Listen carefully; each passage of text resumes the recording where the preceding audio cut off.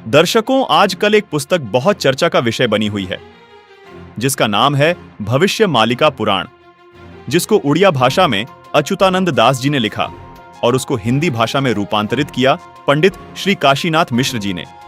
पंचसखा में अंततम महापुरुष अच्युतानंद दास, महापुरुष बलराम दास, महापुरुष जगन्नाथ दास, महापुरुष जसवंत दास और महापुरुष शिशु अनंत दास ने आज से 600 वर्ष पूर्व 15वीं शताब्दी में पावन उत्कल भूमि उड़ीसा राज्य में भगवान चैतन्य महाप्रभु के शिष्य के रूप में इस धरती पर आए और भगवान जगन्नाथ जी के निर्देश से भविष्य पुराण ग्रंथ को संशोधित करते हुए भविष्य मालिका पुराण ग्रंथ की रचना की। इस क्रम में उन्होंने 1,85,000 ग्रंथों के समूह की रचना ताड़ के पत्तों में की, जिसको उड़िया भाषा में लिखा गया। इस ग्रंथ में पंच सखाओं ने कलयुग के अंत में धर्म की स्थिति, भगवान श्री कल्कि जी का धरा अवतरण, धर्म स्थापना, मनुष्य समाज का उद्धार और अनंत युग तक की भगवान की लीलाओं का वर्णन विस्तार पूर्वक किया है। भविष्य मालिका में लिखी हुई प्रत्येक बात पत्थर की गाढ़ है। ये हमेशा सच साबित हुई है, जैसे कि भारत में मुगलों का अत्याचार, अंग्रेजों की गुलामी, स्वतंत्रता संग्राम की घटनाएं, स्वतंत्रता संग्राम सेनानियों का वर्णन, भारत देश का टूटकर आजाद होना, पाकिस्तान, बांग्लादेश, श्रीलंका, बर्मा देश का निर्माण, प्रथम विश्व युद्ध, द्वितीय विश्व युद्ध, अज्ञात रोग और महामारी आना आदि आदि, ये सभी घटनाएं घटित हो चुकी हैं। भविष्य मालिका पुराण के प्रस्तावना पृष्ठ पर लिखा है कि कलयुग का अंत हो चुका है। शास्त्रीय धारा एवं मनुस्मृति के आधार पर 4 युग का ही समय देखने को मिलता है। उन युगों के नाम हैं: पहला सतयुग, दूसरा त्रेता युग, तीसरा द्वापर युग और चौथा कलयुग। इन 4 युगों के बाद एक गुप्त युग भी आता है, जिसको अनंत युग या आद्य सतयुग कहते हैं। इस पुस्तक में बेहद हैरान करने वाली बातें लिखी हैं। भविष्य मालिका पुराण के अनुसार सन 2032 से पूर्व संपूर्ण विश्व में सभी धर्मों और पंथों का पुनर्गठन होकर सारे विश्व में केवल सत्य सनातन धर्म प्रतिष्ठित होगा। दर्शकों, आपको बता दें कि संत अच्युतानंद जी महाराज सहित 5 पंचसखा परमात्मा कबीर जी के समकालीन रहे हैं। 1480 से 1518 तक इन महापुरुषों का जीवन काल कबीर परमात्मा के समकालीन रहा। इसी दौरान कबीर परमात्मा जी ने भी ये बातें कही थी। आइए आपको कबीर परमात्मा द्वारा कही गई बातों और भविष्य मालिका पुराण में कही गई बातों में समानता की एक झलक दिखाते हैं। कबीर सागर और भविष्य मालिका पुराण दोनों को लगभग 600 वर्ष पहले लिपिबद्ध किया गया था। कबीर सागर के स्वसंवेद बोध अध्याय में कबीर परमात्मा ने कहा है कि 5 सहस और 500 जब कलयुग बीत जाए, महापुरुष फरमान तब जग तारण को आए। कबीर परमात्मा ने कहा था कि जब कलयुग लगभग 5505 वर्ष बीत जाएगा, तब वो महापुरुष दुनिया का उद्धार करने के लिए आएगा। दर्शकों, कबीर सागर के बोध सागर अध्याय में लिखा है कि 5505 तब ये शब्द होगा सांचा। यही बात भविष्य मालिका पुराण में लिखी है। देखिए, इसमें लिखा है कलयुग 5000 साल पूर्ण होगा, तब भक्त और भगवान की लीला का प्रकाश होगा। वहीं कबीर परमात्मा ने कबीर सागर में अपनी वाणी में कहा है कि यथा सरित गण आप ही मिले सिंधु में धाये, सत्य सुकृत के मध्य तिमि सभी पंथ समाये। यहां कबीर साहिब जी ने कहा है कि जिस तरह सब नदियां अंत में समुद्र में समा जाती हैं, इसी प्रकार उस महापुरुष के आने के बाद सब पंथ, सब धर्म एक होकर एक पंथ बन जाएंगे और उस महापुरुष के द्वारा चलाया गया एक पंथ रहेगा, जो सत्य सनातन पंथ होगा। यही बात भविष्य मालिका पुराण में लिखी है। लिखा है कि भविष्य मालिका पुराण के अनुसार सन 2032 से पूर्व संपूर्ण विश्व में सभी धर्मों और पंथों का पुनर्गठन होकर सारे विश्व में केवल सत्य सनातन धर्म प्रतिष्ठित होगा। दर्शकों, अब जानना यह है कि आखिर वो महापुरुष कौन है जिसके बारे में कबीर सागर में लिखा है। जो जग तारण को आएगा वो अवतार कौन है जिसके बारे में भविष्य मालिका पुराण में लिखा है कि 2032 से पहले पहले वो महापुरुष सभी धर्मों का पुनर्गठन करके सारे विश्व में सत्य सनातन धर्म को प्रतिष्ठित कर देगा। दर्शकों, अब आपको कबीर सागर के वो गूढ़ रहस्य दिखाने जा रहे हैं जिन्हें जानकर आप दंग रह जाएंगे। कबीर सागर में लिखी हर बात इसलिए भी बहुत विशेष महत्व रखती है क्योंकि इसमें लिखी प्रत्येक वाणी खुद कबीर परमात्मा द्वारा लिपिबद्ध करवाई गई है। दर्शकों, भविष्य मालिका पुराण में जिस महापुरुष द्वारा सभी धर्मों को एक करके आदि सनातन धर्म को पुनः प्रतिष्ठित होने की बात कही गई है, वो महापुरुष कौन है, उसके आने के समय की जानकारी भी कबीर सागर में लिखी है। दर्शकों, जैसा कि आपने भविष्य मालिका पुराण में देखा कि कलयुग के 5000 वर्ष बीत जाने के बाद भगवान और भक्त की लीला का प्रकाश होगा। जिस महापुरुष का जिक्र भविष्य मालिका पुराण में है, उस महापुरुष का कबीर सागर में स्पष्ट वर्णन देखने को मिलता है तथा उस महापुरुष की पहचान भी बताई है। आइए अब आपको कबीर सागर में दिखाते हैं। दर्शकों, कबीर सागर में बोध सागर के स्वसंवेद बोध पृष्ठ 121 पर लिखा है, चौथा युग जब कलयुग आई, तब हम अपनो अंश पठाई। काल फंद छूटे नर लोई, सकल सृष्टि प्रवाणिक हुई। घर घर देखो बोध विचारा, सतनाम सब ठोर उचारा। 5505 तब ये वचन होगा सांचा। कलयुग बीत जाए जब एता, सब जीव परम पुरुष पद चेता। जिसका भावार्थ ये है कि जब चौथा युग यानी कलयुग आएगा, वह कलयुग 5505 वर्ष बीत जाएगा, तब परमात्मा अपने ज्ञान का प्रकाश करने के लिए इस धरा पर आएंगे। वह सब जीव उनके अद्भुत ज्ञान को सुनकर पूर्ण परमात्मा की भक्ति करेंगे, यानी सतनाम का जाप करेंगे। अब दर्शकों, सवाल यह है कि वो महापुरुष जिसका जिक्र कबीर सागर और भविष्य मालिका पुराण कर रही है, वो महापुरुष कहां आएगा और कैसे आएगा? आइए ये भी जानते हैं कि उसकी पहचान कैसे होगी।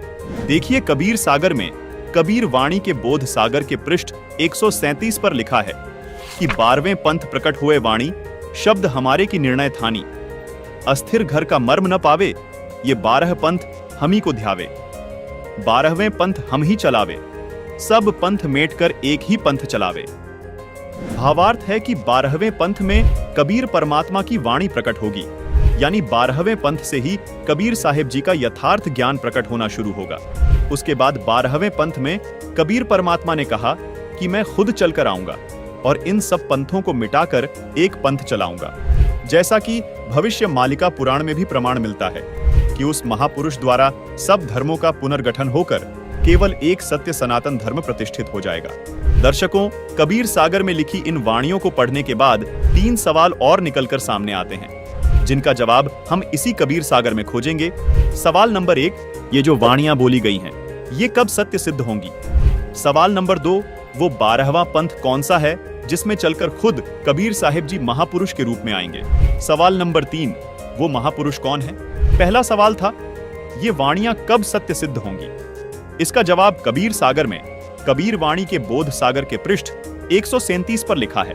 देखिए, 5505 तब ये शब्द होगा सांचा। मतलब कलयुग के 5505 वर्ष बीत जाने के बाद ये वचन सत्य सिद्ध होंगे। आइए अब देखते हैं कलयुग के 5505 वर्ष कब पूरे होते हैं। कलयुग 4,32,000 वर्ष का होता है। तो अब हमें देखना यह है कि आज कलयुग कितना बीत चुका है और कलयुग के 5505 वर्ष कब पूरे होते हैं, क्योंकि कबीर साहिब जी ने भी कलयुग 5505 वर्ष बीतने को विशेष बताया है। दर्शकों, कबीर सागर में बोध सागर के स्वसंवेद बोध पृष्ठ 121 पर लिखा है, चौथा युग जब कलयुग आई, तब हम अपनो अंश पठाई। काल फंद छूटे नर लोई, सकल सृष्टि प्रवाणिक हुई। घर घर देखो बोध विचारा, सतनाम सब ठोर उचारा। 5505 तब ये वचन होगा सांचा। कलयुग बीत जाए जब एता, सब जीव परम पुरुष पद चेता। अब आपको 2 पवित्र पुस्तकों से प्रमाणित करते हैं कि कलयुग के 5505 वर्ष कब पूरे हुए। दर्शकों, आपको यहां हम याद दिलाना चाहेंगे कि इन दोनों पुस्तकों को आदरणीय शंकराचार्य जी व पूरा हिंदू समाज प्रमाणित मानता है। पहली पुस्तक का नाम है ज्योतिर्मय ज्योतिर्मठ, जिसके संपादक, लेखक एवं संकलन करता है विष्णुदत्त शर्मा, और दूसरी पुस्तक का नाम है हिमालय तीर्थ, जिसके प्रकाशक है रणजू चक्रवर्ती। आदि शंकराचार्य की जीवनी पुस्तक में लिखा है कि आदि शंकराचार्य जी का जन्म ईशा जी से 508 वर्ष पहले हुआ था। फिर पुस्तक हिमालय तीर्थ में भविष्यवाणी की है, जो आदि शंकराचार्य जी के जन्म से पहले की है। कहा है कि आदि शंकराचार्य जी का जन्म कलयुग के 3000 वर्ष बीत जाने के बाद होगा। अब गणित की रीति से जांच करके देखते हैं कि वर्तमान में यानी सन 2024 में कलयुग कितना बीत चुका है। आदि शंकराचार्य जी का जन्म ईशा जी से 508 वर्ष पहले हुआ था। आदि शंकराचार्य की जीवनी पुस्तक के अनुसार शंकराचार्य जी का जन्म हुआ कलयुग 3000 वर्ष बीत जाने पर, मतलब वर्ष 2024 में कलयुग बीत चुका है 3000 जमा 2532 वर्ष, यानी गणित के हिसाब से आज कलयुग 5532 वर्ष बीत चुका है। दर्शकों, अब देखना यह है कि आज 2024 में से कितने वर्ष कम करने पर कलयुग के 5505 वर्ष पूरे होते हैं। मतलब 27 साल पहले कलयुग के 5505 वर्ष पूरे हो चुके थे और साल था 1997। जी हाँ, बिल्कुल, वर्ष 1997 में कलयुग 5505 वर्ष बीत चुका था। हमारा दूसरा सवाल यह था कि कबीर साहिब जी का 12वां पंथ कौन सा है जिसमें कबीर साहिब जी खुद चलकर आएंगे। इसका जवाब भी हमें कबीर सागर में बोध सागर के कबीर चरित्र बोध के पृष्ठ नंबर 1870 पर मिलता है। इस पृष्ठ पर आप देख रहे हैं कि कबीर साहिब जी के 12 पंथों का विवरण है, जिसमें 12वां पंथ गरीबदास जी का पंथ बताया गया है। यानी कबीर साहिब जी द्वारा गरीबदास जी वाले 12वें पंथ में आने की बात कबीर सागर में कही गई है। अब आप सोच रहे होंगे कि ये गरीबदास जी कौन है और इनका जन्म कब हुआ। इसका जवाब भी हमें कबीर सागर में कबीर वाणी के बोध सागर के पेज 136 पर मिलता है। लिखा है कि संवत 1775 हुई। यहाँ 75 गलत प्रिंट हुआ है, ये 74 है, सही वाणी है। संवत 1774 हुई। ता दिन प्रेम प्रकटे जग सोई, यानी जिसके माध्यम से कबीर परमात्मा की वाणी प्रकट होगी उसका जन्म संवत 1774 में होगा। आपको बता दें कि गरीबदास जी का जन्म संवत 1774 में हुआ था। उनके माध्यम से कबीर साहिब जी ने अपना संपूर्ण ज्ञान प्रकट किया। दर्शकों, आप जान चुके हैं कि 12वां पंथ गरीबदास जी महाराज का पंथ है। यहाँ कबीर साहिब जी ने यह भी स्पष्ट किया है कि 12वें पंथ वाले भी मेरी वाणियों को पढ़ेंगे लेकिन समझ नहीं पाएंगे, इस कारण पार नहीं हो पाएंगे, यानी मोक्ष प्राप्त नहीं कर पाएंगे। इसलिए इन 12 पंथों को खत्म करके पूर्ण परमात्मा खुद पूर्ण संत के रूप में 13वां पंथ चलाएंगे, जिससे बिचली पीढ़ी में आने वाली हंस आत्माएं मोक्ष प्राप्त करेंगी। इस बिचली पीढ़ी को ही भविष्य मालिका पुराण में आद्य सतयुग कहा है। कबीर सागर में कबीर वाणी के बोध सागर के पृष्ठ 137 पर लिखा है कि प्रथम चरण कलयुग निर्याना, तब मगहर मांडो मैदाना। यहाँ कबीर परमात्मा ने कहा है कि जब मैं मगहर से सहशरीर सतलोक जाऊंगा, वो कलयुग का प्रथम चरण चल रहा होगा। आइए अब इस वाणी में देखिए। कबीर सागर में कबीर वाणी के बोध सागर के पृष्ठ 137 पर लिखा है कि धर्मदास मेरी लाख दुहाई, मूल शब्द बाहर न जाई। पवित्र ज्ञान तुम जग में भाको, मूल ज्ञान गोई तुम राखो। मूल ज्ञान जो बाहर पढ़ी, बिचली पीढ़ी वंश हंस नहीं तरही। यहाँ बिचली पीढ़ी मतलब कलयुग का दूसरा चरण अथवा बीच वाला चरण है। दर्शकों, यहाँ स्पष्ट करना चाहेंगे कि जिस समय को भविष्य मालिका पुराण में आधे सतयुग कहा है, उसको कबीर परमात्मा जी ने कबीर सागर में बिचली पीढ़ी यानी कलयुग का दूसरा चरण कहा है और धर्मदास जी को चेताते हुए कहा कि हे धर्मदास, यदि ये मूल ज्ञान अथवा मूल मंत्र अगर नकली संतों के हाथ लग गए तो दूसरे चरण वाली यानी बिचली पीढ़ी में आने वाली आत्माएं मोक्ष प्राप्त नहीं कर पाएंगी। मतलब जो आधे सतयुग में जन्म लेगा उसका पूर्ण लाभ वो आत्माएं नहीं उठा पाएंगी। भविष्य मालिका पुराण में लिखी इस बात को भी विस्तार से समझाते हैं कि वो महापुरुष कौन है।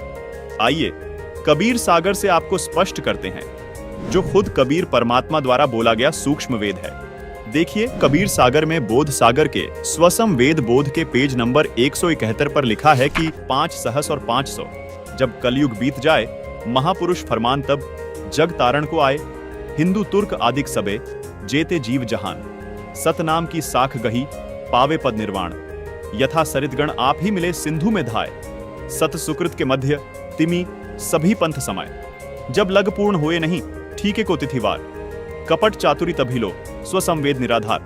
सभी नारी नर शुद्ध तब जब ठीक का दिन आवंत, कपट चातुरी छोड़ के शरण कबीर गहन। एक अनेक हो गए पुनः अनेक हो एक, हंस चले सतलोक सब सत्य नाम की टेक। घर घर बोध विचार हो दुर्मति दूर बहाए, कल युग में सब एक हो बढ़ते सहज सुभाए। कबीर साहिब जी यहाँ स्पष्ट कर रहे हैं कि कलयुग अभी समाप्त नहीं हुआ है। कलयुग के अंदर ही एक समय ऐसा आएगा जब कलयुग में ही सब एक होकर सहज स्वभाव वाले हो जाएंगे। कलयुग में ही सतयुग जैसा माहौल हो जाएगा जो कि हजारों वर्षों तक चलेगा। 2032 तक आदि सनातन धर्म प्रतिष्ठित हो जाएगा और पूरे विश्व में फैल जाएगा। कहां उग्र का शूद्र हो हर सबकी भव भीड़, सो समान सम दृष्टि है समर्थ सत कबीर।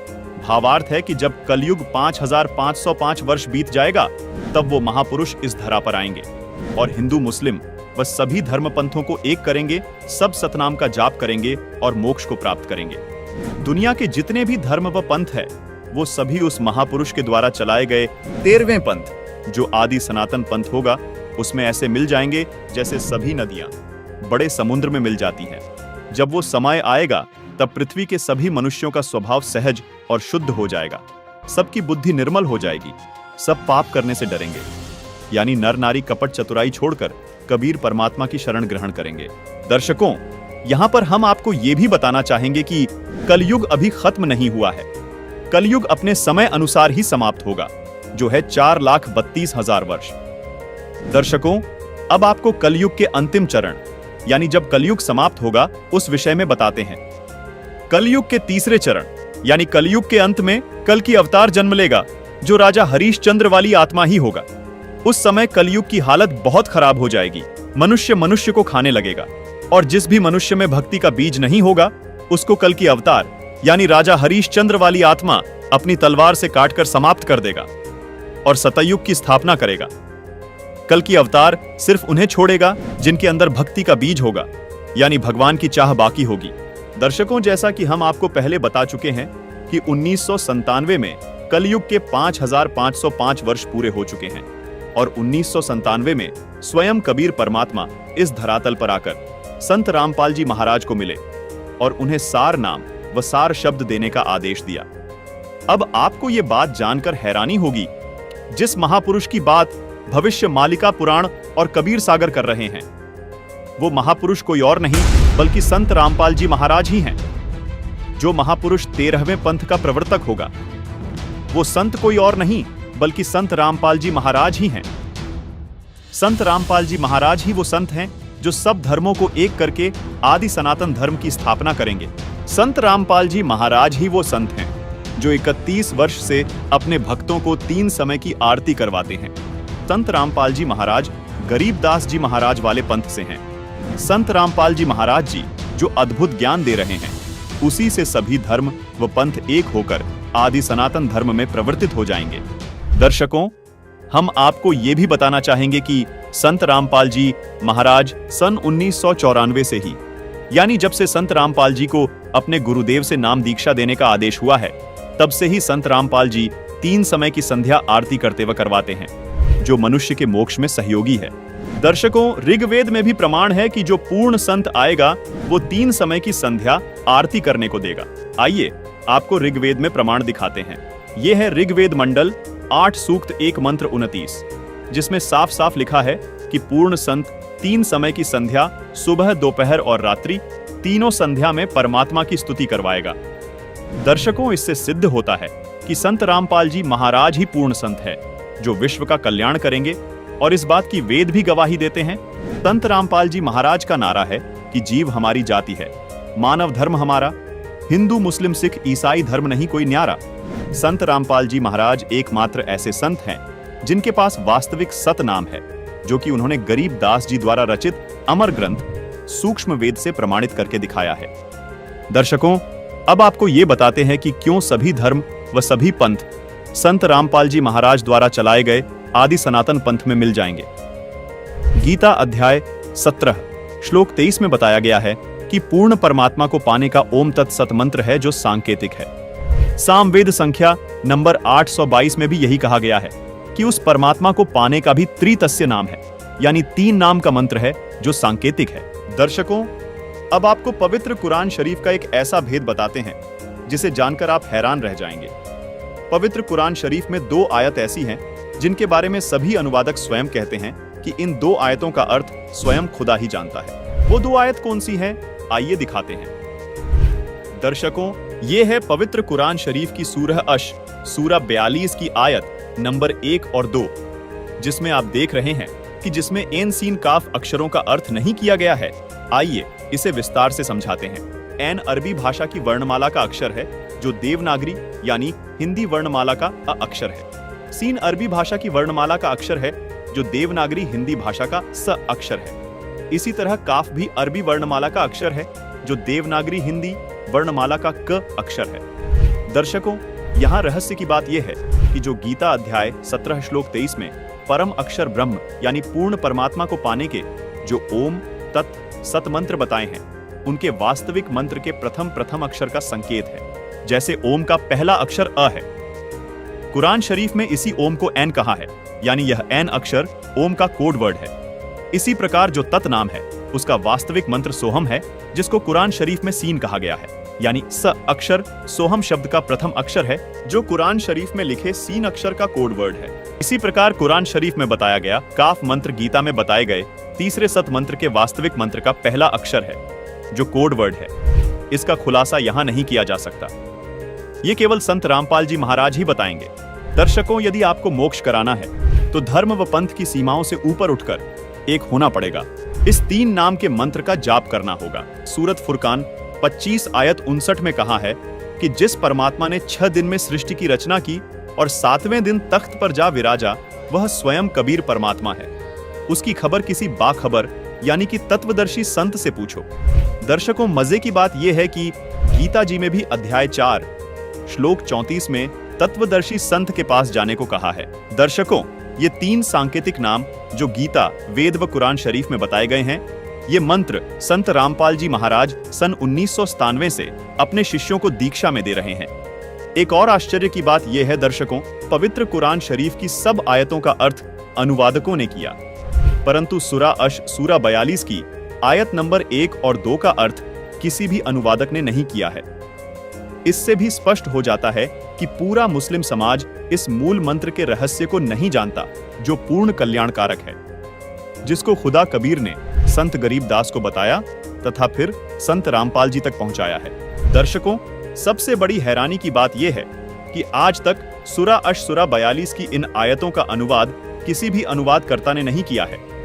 लेकिन संत रामपाल जी महाराज जी द्वारा लिखी पुस्तक मुसलमान नहीं समझे ज्ञान कुरान में इन आयतों व मंत्रों एन सीन काफ को पेज नंबर 12 पर पूरे विस्तार से समझाया है। हमारी सभी मुसलमान भाइयों से अपील है कि कृपया संत रामपाल जी महाराज द्वारा लिखी ये पुस्तक मुसलमान नहीं समझे ज्ञान कुरान अवश्य पढ़ें व अपना जीवन धन्य बनाएं। गीता, वेद व कुरान में बताए गए ये सांकेतिक मंत्र केवल संत रामपाल जी महाराज के पास है। इसलिए सभी धर्म व सभी पंथ केवल संत रामपाल जी महाराज से ही नाम दीक्षा लेकर मोक्ष प्राप्त कर सकते हैं। संत रामपाल जी महाराज ये सांकेतिक मंत्र 1997 से अपने शिष्यों को दे रहे हैं, जिससे उनको अद्वितीय लाभ हो रहे हैं। संत रामपाल जी महाराज सूक्ष्म वेद से प्रमाणित करके बताते हैं कि जैसे हिंदू साहिबान अलग अलग समय पर अलग अलग देवताओं की स्तुति करते हैं, उसी प्रकार मुस्लिम भाई भी 5 समय की नमाज करते हैं, जो कि अल्लाह की स्तुति है। ये आरती और नमाज करना ग्लूकोज की तरह समझो, जो आपके मन और आत्मा को साफ रखता है, लेकिन जिससे भगवान अथवा अल्लाह की प्राप्ति होगी, जन्म मरण से छुटकारा मिलेगा, वो औषधि अथवा नाम मंत्र अलग है। नमाज और आरती करने से मोक्ष नहीं मिल सकता। मोक्ष प्राप्ति के सांकेतिक मंत्र गीता जी और कुरान शरीफ दोनों में लिखे हैं। गीता जी में जिनको ओम तत्सत लिखा है, उन्हीं को कुरान शरीफ में एन सीन काफ लिखा है। इन सांकेतिक अक्षरों के वास्तविक मंत्र संत रामपाल जी महाराज उपदेश देते समय अपने शिष्यों को देते हैं। इसके अलावा जो भी मंत्र जाप चाहे हिंदू धर्म में किए जाए या मुस्लिम धर्म में, वो व्यर्थ हैं। जैसे हिंदू धर्म के तथा कथित धर्म गुरु राधे राधे, ओम नमः शिवाय, हरे राम हरे कृष्ण, ओम भगवते वासुदेवाय नमः मंत्र देते हैं। ओम नमो भगवते वासुदेवाय आप जपें। इसलिए शास्त्र विरुद्ध है। इसी प्रकार मुसलमान भाई कलमा पढ़ते हैं, उससे भी कोई लाभ नहीं होगा, क्योंकि वो कुरान में लिखे एन सीन काफ मंत्रों से मेल नहीं खाते।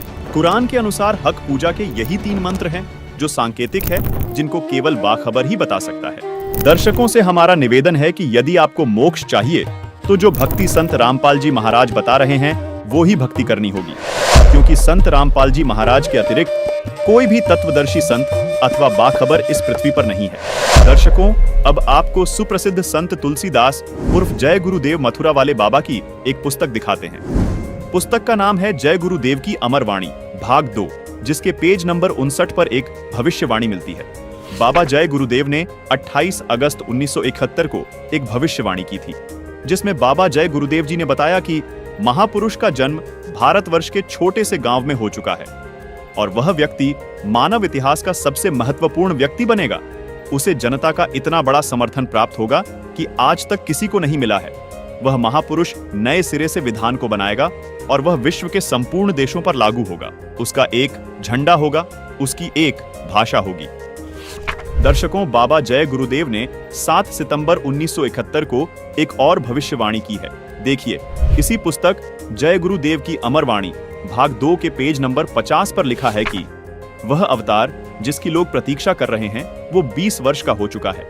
यदि उसका पता बता दूं तो लोग उसके पीछे पड़ जाएंगे। अभी ऊपर से आदेश बताने के लिए नहीं हो रहा है। मैं समय का इंतजार कर रहा हूं और सभी महात्माओं ने समय का इंतजार किया है। समय आते ही सबको सब कुछ मालूम हो जाएगा। दर्शकों, 7 सितंबर 1971 को 20 वर्ष का होने वाला वो महापुरुष कोई और नहीं बल्कि संत रामपाल जी महाराज ही हैं, जिनके समर्थकों की गिनती दिन रात बहुत तेजी से बढ़ती जा रही है, जिनके ज्ञान का परचम पूरे विश्व में लहराने लगा है, जो जल्द ही पूरे विश्व में स्थापित हो जाएगा। दर्शकों, अभी आपको हंगरी नाम के एक महान भविष्यवक्ता की महान भविष्यवाणी से रूबरू करवाते हैं। देखिए, हैरान कर देने वाली ये भविष्यवाणी। ये देखिएगा, ये एक पुस्तक है, एक पुरानी फटी पुरानी सी है किताब। ये देखो, युग निर्माण की सुनिश्चित संभावना, ये तो इसका नाम है, टाइटल है। लेखक है इसका बलराम सिंह परिहार, प्रकाशक है युग निर्माण योजना, गायत्री तपोभूमि, मथुरा से। बस इतना ही उल्लेख है इसका, ज़्यादा आगे नहीं लिखा, ये फटा हुआ ज़्यादा है। ये देखिएगा पृष्ठ नंबर 19 पे, ये पृष्ठ नंबर 19 है। इसके पृष्ठ नंबर 19 पे यानी 19 पे क्या लिखा है कि स्वाधीनता यानी आज़ादी के 4 वर्ष बाद एक शक्तिशाली धार्मिक संस्था प्रकाश में आएगी और सारे संसार का उद्धार करेगी। उद्धारक इस संस्था का स्वामी संचालक होगा। अब यहाँ ये क्या है कि किसी एक भविष्यवाणी है, हंगरी नाम का कोई भविष्यवक्ता था, उसकी ली है इसने, अपनी पुस्तक तैयार की है, लोगों की सुना के पढ़ा के, तो इसने अपने हिसाब से इन्होंने उस पर सेट कर रखी है। इसका अर्थ ये था कि 1947 में भारत स्वतंत्र हुआ, उसके 4 वर्ष बाद दास का जन्म होया 1951 में। इसका अर्थ तो ये बनता है कि स्वाधीनता के 4 वर्ष बाद 1951 में एक संत का जन्म होगा जो धार्मिक संस्था को ऐसी बनाएगा जो पूरे विश्व का कल्याण करेगी।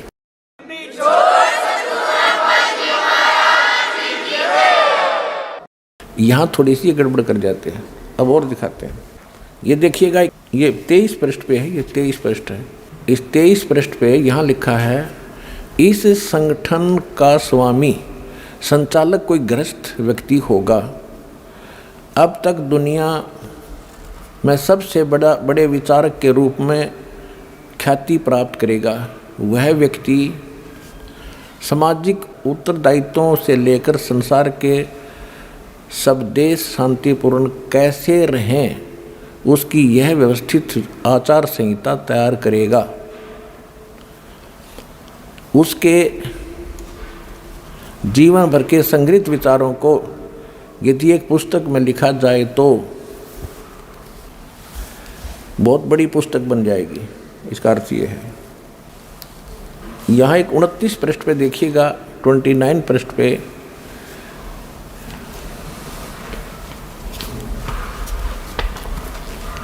एशिया के किसी देश, संभवतः भारतवर्ष में एक नम्र ग्रामीण परिवार में एक महान आत्मा ने जन्म ले लिया है,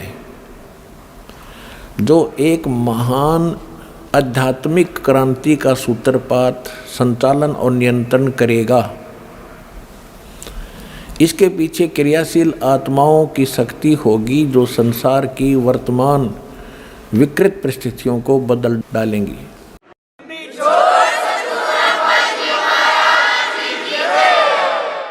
उन्नीस 1999 में ये क्या बोला गया है कि एक ऐसे व्यक्ति ने जन्म लिया है जिसकी अकेले ही उत्पादित शक्ति किसी भी शक्ति संपन्न राष्ट्र के बराबर होगी। वह एक भाषा, एक संस्कृति, एक धर्म की आचार संहिता सर्जन करेगा।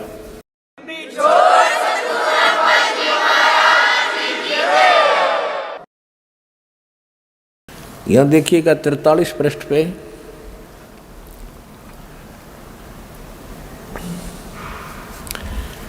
यहां लिखा है कि दिव्य देहधारी पुरुष ने जन्म लिया है, वे सबके मन में प्रसन्नता भरेंगे, दुनिया भर के कष्ट दूर करेंगे,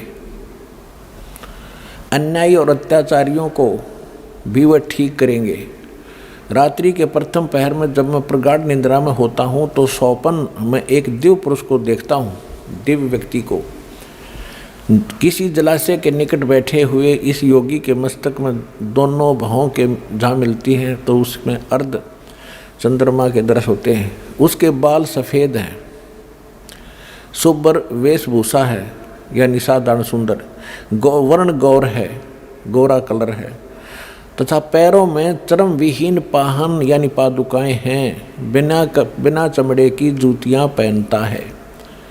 आज तो हमने पूरे अनुयायियों से कोई बैन लगा रखा है कि चमड़े की जूती तुमने पहननी है, नहीं मैं तो पैरूं था कितने।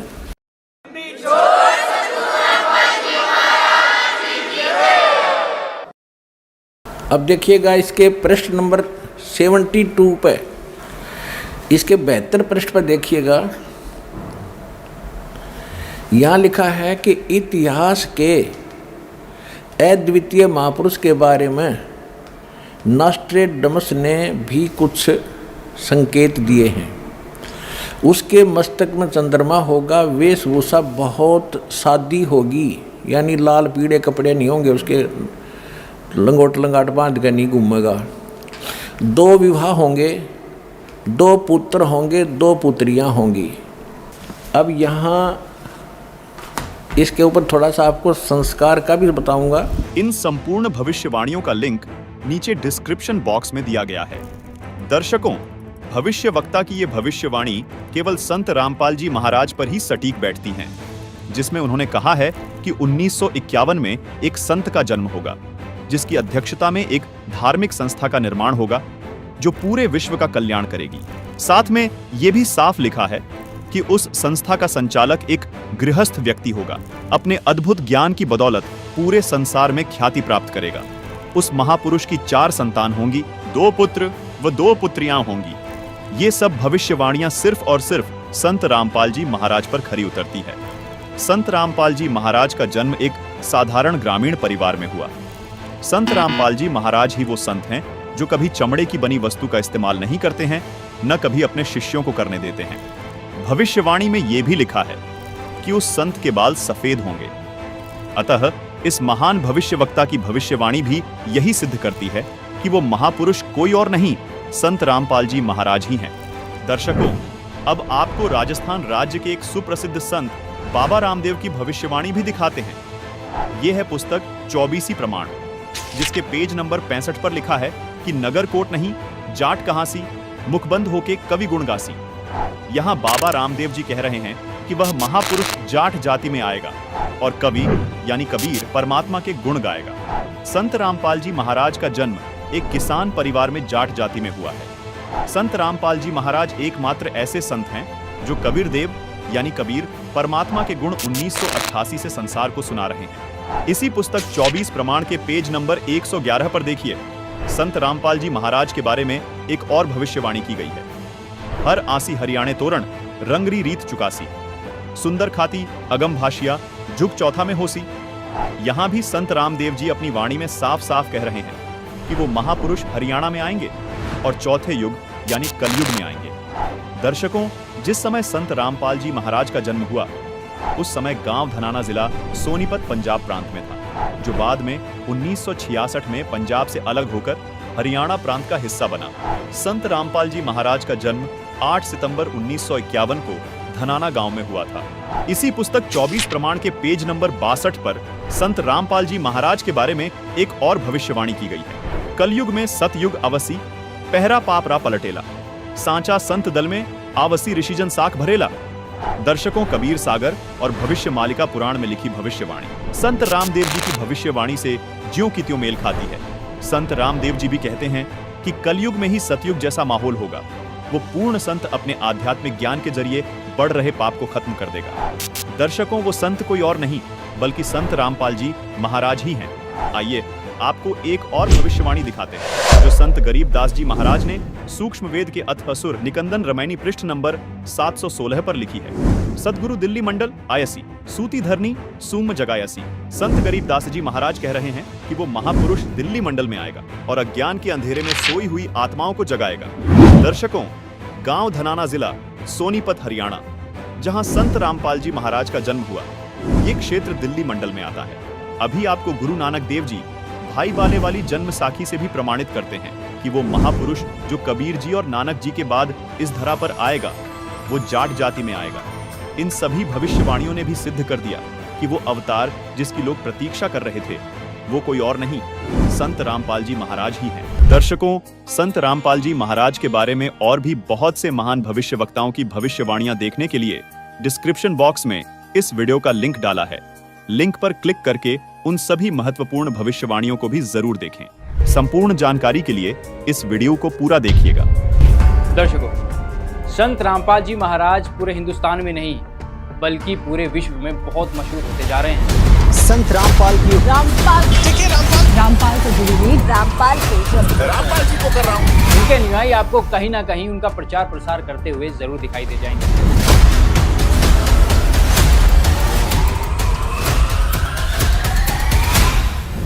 ऐसे में हमने सोचा क्यों ना आम लोगों से संत रामपाल जी महाराज जी के बारे में कुछ जानते हैं, उनके विचार लेते हैं। इसके बाद जो कुछ निकलकर सामने आया वो बहुत चौंका देने वाला था। संत रामपाल जी महाराज जी के ऊपर आरोप लगे कि वो सनातन हितैषी नहीं बल्कि सनातन विरोधी है। आज के इस एपिसोड में हम यही जानेंगे कि वास्तव में सच्चाई क्या है। बने रहिए हमारे साथ। सनातनी पूजा के पतन की कहानी, संत रामपाल जी महाराज की जुबानी, भाग 1। सनातन एक विचार है, वो सनातन है, वो हिंदुत्व है। तेरा ज्ञान गलत, तेरा नाम गलत, तेरी साधना गलत। हरे राम राम राम हरे हरे, हरे कृष्ण कृष्ण कृष्ण।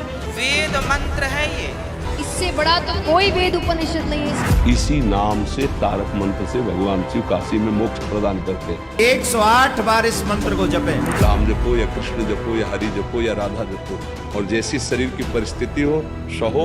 फिर ये मंत्र जाप करते हरे राम राम राम कृष्ण कृष्ण हरे हरे। फिर ये किस लिए? इनको किसी के कल्याण से कोई लेना देना नहीं। भाई उन्होंने सीधा सीधा विरोध कर दिया हमारे सनातन धर्म का, हिंदू धर्म का। ये हमारे हिंदू धर्म के खिलाफ षड्यंत्र रच रहे हैं। तो भाई ये तो वही बात कर सकता है जिसने भाई संत रामपाल का ज्ञान समझा ना हो।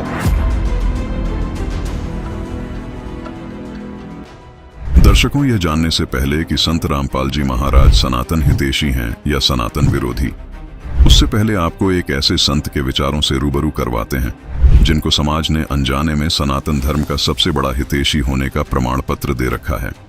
ये हैं गीता मनीषी ज्ञानानंद जी महाराज, जिनके आश्रम वृंदावन कुरुक्षेत्र जैसे धार्मिक स्थलों पर बने हैं ताकि गीता जी के मानने वाले हर श्रद्धालुओं को गीता जी के गूढ़ रहस्य को जानने का मौका ज्ञानानंद जी महाराज से मिल सके।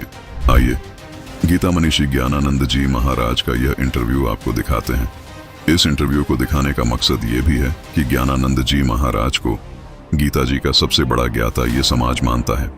वास्तव में ऐसा है या नहीं, इस इंटरव्यू को सुनने के बाद आपके सारे भ्रम दूर हो जाएंगे। ये धर्मगुरु समाज को सनातन से जोड़ रहे हैं या तोड़ रहे हैं। देखिए ये इंटरव्यू। आजकल हमें सुनने को मिल रहा है कि सनातन धर्म को हमें फॉलो करना चाहिए, तो क्या है आपके अनुसार सनातन धर्म?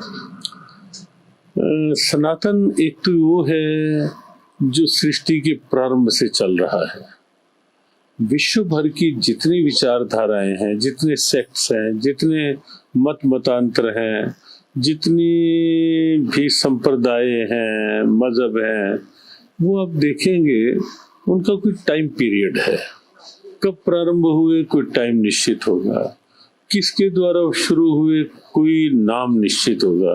लेकिन विश्व में केवल एक सनातन है जिसके लिए ये नहीं कहा जा सकता कब और किससे। जब से सृष्टि बनी जो तब से प्रारंभ हुआ है वो सनातन है। तो सनातन धर्म और हिंदू धर्म में क्या फर्क है? मतलब मैं ये अपने लिए भी जानना चाहूंगी और दर्शकों के लिए भी। देखो, सनातन और हिंदू वस्तुतः पर्याय हैं। सनातन इसलिए कहा जाता है जो अनादि है, और हिंदू एक विचार है। हिंदुत्व एक विचार है, एक सोच है।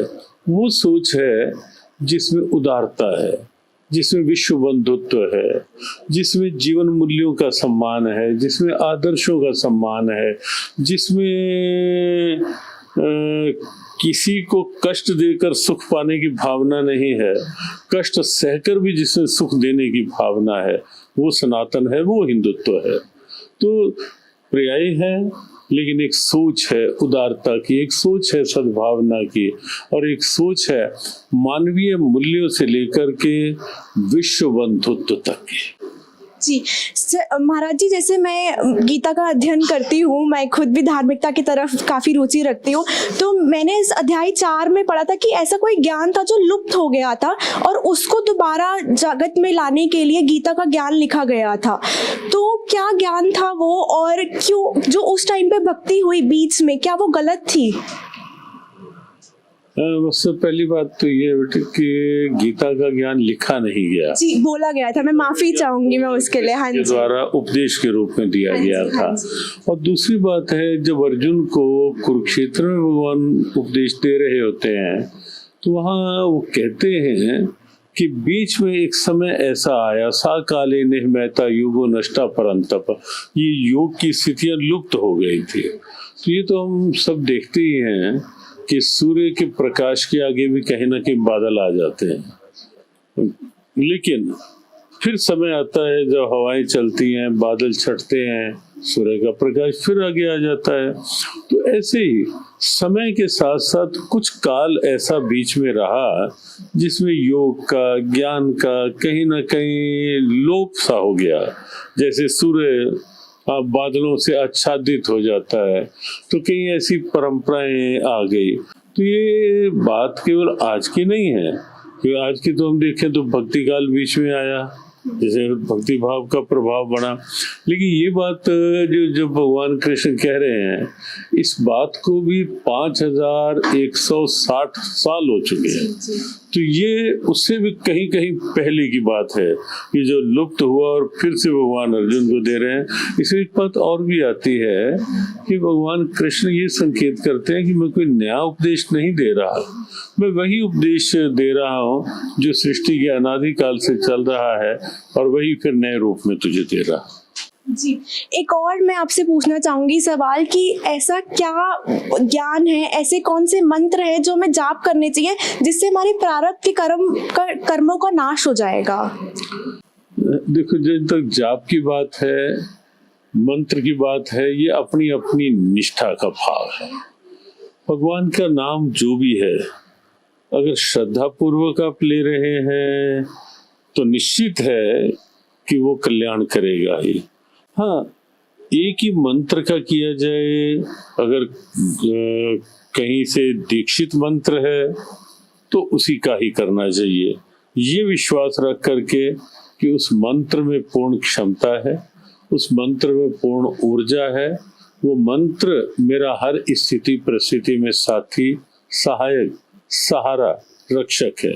ये विश्वास बनाकर मंत्र का जाप करेंगे तो मंत्र कोई भी कल्याण कर सकता है। क्या गीता जी में ऐसा कोई मंत्र मेंशन्ड है कि इस मंत्र का जाप करना चाहिए? तो गीता जी में ये तो आया है कि भगवान कहते हैं कि यज्ञ नाम जप यज्ञ, उसमें जप को भी भगवान ने यज्ञ कहा है।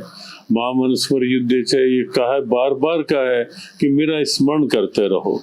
लेकिन पर्टिकुलर गीता में ऐसा नहीं है कि इसी नाम का ही स्मरण करो, क्योंकि उसके लिए भगवान ने एक बात इस कही गीता में कि पार्थ, इसके लिए तुम किसी ऐसे तत्वदर्शी गुरु का आश्रय लो, वो तुम्हें तुम्हारी मानसिक स्थिति देख करके तुम्हें ज्ञान का उपदेश देंगे, मंत्र का उपदेश देंगे, फिर उस पथ पर चलो। अर्थात भगवान ने भी गुरु परंपरा का सम्मान किया है। तद विद्धि प्रणिपातेन परिप्रश्नेन, चौथे अध्याय की बात जो आपने कही, तो ये चौथे अध्याय में ही 34वां श्लोक है, जहाँ भगवान कहते हैं स्मरण तो करो भगवान का, लेकिन किसी तत्वदर्शी गुरु की शरण में रह करके उनसे ज्ञान का, मंत्र का उपदेश लेकर। मैं एज अ श्रद्धालु कैसे आइडेंटिफाई करूं कि कौन है तत्वदर्शी संत? देखो, ये केवल कहने से नहीं होता, ये केवल लिखने से भी नहीं होगा कि हम ये लिखें कि हम तत्वदर्शी के रूप में आए हैं फरीदाबाद। वो केवल कहने न कहने, और अगर कोई कह के बोल रहा है कि ये न है तो वहाँ विचार करना चाहिए, लेकिन वो अपनी अंदर की आस्था ही बता देती है, निकटता ही बता देती है, कहीं ना कहीं भाव, अंदर का भाव ही बता देता है कि मुझे कहाँ जुड़ना है, कहाँ। और इसीलिए हम प्राय ये कहते हैं कि कहीं भी जुड़ना है केवल भेड़ चाल के रूप में नहीं, जुड़ना है तो आप अपने अंदर की आवाज देखो। कब जुड़ना चाहिए? जब अंदर से आवाज आ जाए। कहाँ जुड़ना चाहिए? जहाँ से अंदर की आवाज आ जाए और स्वयं को लगने लगे कि ये क्या ठीक है। और ये निश्चित है कि जब अपना भाव अच्छा होता है तो आगे निश्चित वैसा प्रभाव मिल ही जाता है। तो अभी बहुत बहुत शुभकामनाएं, और चर्चा फिर करेंगे। सबको जय श्री कृष्ण जी, धन्यवाद जी। तो दर्शकों, आपने ज्ञानानंद जी महाराज के विचार सुने। ज्ञानानंद जी महाराज को हिंदू समाज गीता जी का सबसे बड़ा मर्मज्ञ ज्ञाता मानता है, जिनकी अगुवाई में हर वर्ष अंतर्राष्ट्रीय गीता महोत्सव कुरुक्षेत्र में मनाया जाता है, जो संत अंतर्राष्ट्रीय स्तर पर भारत का प्रतिनिधित्व एक धार्मिक गुरु के तौर पर करता है। उन्हें यह भी नहीं पता कि गीता जी में किसी पर्टिकुलर यानी किसी विशेष मंत्र का जिक्र है या नहीं। इसका मतलब क्या? गीता मनीषी ज्ञानानंद जी महाराज ने गीता अध्याय नंबर 8 श्लोक नंबर 13 नहीं पढ़ा, जिसमें गीता ज्ञानदाता ब्रह्म साफ साफ कह रहा है कि हे अर्जुन, मेरा केवल एक ओम अक्षर का मंत्र है। चलिए एक बार फिर सुन लीजिए ज्ञानानंद जी के विचार। जब एंकर ने पूछा कि क्या गीता में कोई विशेष मंत्र का जाप करने के लिए लिखा है, तो देखिए ज्ञानानंद जी ने क्या कहा। क्या गीता जी में ऐसा कोई मंत्र मेंशन्ड है कि इस मंत्र का जाप करना चाहिए? तो गीता जी में ये तो आया है कि भगवान कहते हैं कि यज्ञ नाम जप यज्ञ, उसमें जप को भी भगवान ने यज्ञ कहा है। महामनुस्मर युद्ध चाहिए कहा है, बार बार कहा है कि मेरा स्मरण करते रहो। लेकिन पर्टिकुलर गीता में ऐसा नहीं है कि इसी नाम का ही स्मरण करो। दर्शकों, ज्ञानानंद जी महाराज के विचार सुनने के बाद ऐसा लगता है कि उन्होंने गीता जी को सिर्फ कंठस्थ याद किया है, गीता जी में बताई गई भक्ति साधना पर अमल नहीं किया है। केवल गीता जी पढ़ने से बात नहीं बनेगी, गीता जी को फॉलो करना पड़ेगा। उसमें जो भक्ति विधि लिखी है उसके अनुसार साधना करने से बात बनेगी। ऐसे अज्ञानी धर्म गुरुओं के बारे में परमात्मा की वाणी है कि गीता और भागवत पढ़ें, ये बांचे पुराण 18, जड़ को अंधा पत्ते खिलावे, ये भूले सिरजनहारा। इन्हीं तथाकथित धर्म गुरुओं ने सनातन धर्म का बेड़ा गर्क कर दिया है, क्योंकि गीता अध्याय 8 श्लोक 13 में गीता ज्ञानदाता कहता है कि मुझे प्राप्त करने का केवल एक ओम अक्षर है, इससे मेरे स्तर तक की मुक्ति संभव है। फिर पूर्ण मुक्ति प्राप्त करने के लिए अन्य प्रभु का जिक्र करते हुए गीता अध्याय 18 के श्लोक 62 में कहा है कि अर्जुन उस परमेश्वर की शरण में जा, जिसको गीता जी अध्याय 17 के श्लोक 23 में बताया है कि वह मंत्र ओम तत् सत है। लेकिन ज्ञानानंद जी कह रहे हैं कि गीता में कोई विशेष मंत्र नहीं है, जो कि उनकी अज्ञानता को दर्शाता है। इनको यह भी नहीं पता कि गीता जी के अध्याय 8 के श्लोक 13 में ब्रह्म का विशेष मंत्र ओम है, और गीता अध्याय 17 के श्लोक 23 में परम अक्षर ब्रह्म का विशेष मंत्र ओम तत् सत है, जो आदि अनादि मंत्र है। इन्हीं मंत्रों का जाप करके साधक परमात्मा को प्राप्त कर सकता है, जिसको गीता अध्याय 8 श्लोक 3 में परम अक्षर ब्रह्म कहा है। गीता अध्याय 15 श्लोक 17 में जिसको उत्तम पुरुष कहा है, जिसको गीता जी अध्याय 17 के श्लोक 23 में सच्चिदानंद घन ब्रह्म कहा है। दर्शकों, इन तथाकथित गीता के ज्ञाताओं ने सनातन धर्म का बेड़ा गर्क कर दिया है। जब गीता मनीषी ज्ञानानंद जी से सवाल किया गया कि जब यह ज्ञान सतयुग के प्रारंभ में लुप्त हो गया था, तो क्या इस दौरान ऋषि जो साधना कर रहे थे वह गलत साधना कर रहे थे? तो देखिए ज्ञानानंद जी महाराज ने क्या जवाब दिया। जी महाराज जी, जैसे मैं गीता का अध्ययन करती हूँ, मैं खुद भी धार्मिकता की तरफ काफ़ी रुचि रखती हूँ, तो मैंने इस अध्याय 4 में पढ़ा था कि ऐसा कोई ज्ञान था जो लुप्त हो गया था और उसको दोबारा जगत में लाने के लिए गीता का ज्ञान लिखा गया था। तो क्या ज्ञान था वो, और क्यों जो उस टाइम पे भक्ति हुई बीच में, क्या वो गलत थी? सबसे पहली बात तो ये बेटे कि गीता का ज्ञान लिखा नहीं गया, जी बोला गया था, मैं माफी चाहूंगी मैं उसके लिए। हाँ के जी, द्वारा उपदेश के रूप में दिया गया था। और दूसरी बात है, जब अर्जुन को कुरुक्षेत्र में भगवान उपदेश दे रहे होते हैं तो वहाँ वो कहते हैं कि बीच में एक समय ऐसा आया, सा काले निहमैता युगो नष्टा परंतप, ये योग की स्थितियां लुप्त हो गई थी। तो ये तो हम सब देखते ही हैं कि सूर्य के प्रकाश के आगे भी कहीं ना कहीं बादल आ जाते हैं, लेकिन फिर समय आता है जब हवाएं चलती हैं, बादल छटते हैं, सूर्य का प्रकाश फिर आगे आ जाता है। तो ऐसे ही समय के साथ साथ कुछ काल ऐसा बीच में रहा जिसमें योग का, ज्ञान का कहीं ना कहीं लोप सा हो गया। जैसे सूर्य बादलों से आच्छादित हो जाता है, तो कहीं ऐसी परंपराएं आ गई। अब सवाल यह है कि गीता के अनुसार जिन्होंने भक्ति नहीं की वह गलत साधना थी। इसका मतलब ज्ञानानंद जी भी गीता जी के अनुसार भक्ति नहीं कर रहे, क्योंकि जिस मंत्र का जाप ज्ञानानंद जी करते हैं वह तो गीता जी में कहीं नहीं लिखा। गीता जी में तो ब्रह्म का केवल एक ओम मंत्र है और पूर्ण परमात्मा का विशेष ओम तत् सत मंत्र बताया गया है। दर्शकों, सच तो यह है कि ज्ञानानंद जी भी सनातन धर्म के लुप्त हो जाने के बाद जो साधना ऋषि करते थे वही साधना ज्ञानानंद जी भी कर रहे हैं। तभी तो कह रहे हैं कि किसी भी मंत्र का जाप कर लो, कल्याण हो जाएगा। देखो, जब तक जाप की बात है, मंत्र की बात है, ये अपनी अपनी निष्ठा का भाव है। भगवान का नाम जो भी है, अगर श्रद्धा पूर्वक आप ले रहे हैं तो निश्चित है कि वो कल्याण करेगा ही।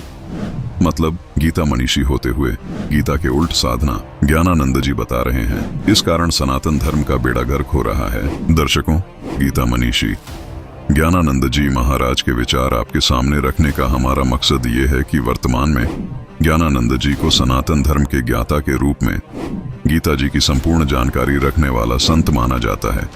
अब आप खुद विचार कीजिए, जब गीता मनीषी को ही गीता जी की सही जानकारी नहीं है, खुद गीता मनीषी गीता जी के विरुद्ध साधना कर रहे हैं, तो अन्य धर्मगुरु गीता जी का कितना ज्ञान रखते होंगे। इस बात को जनता भी अब समझने लगी है।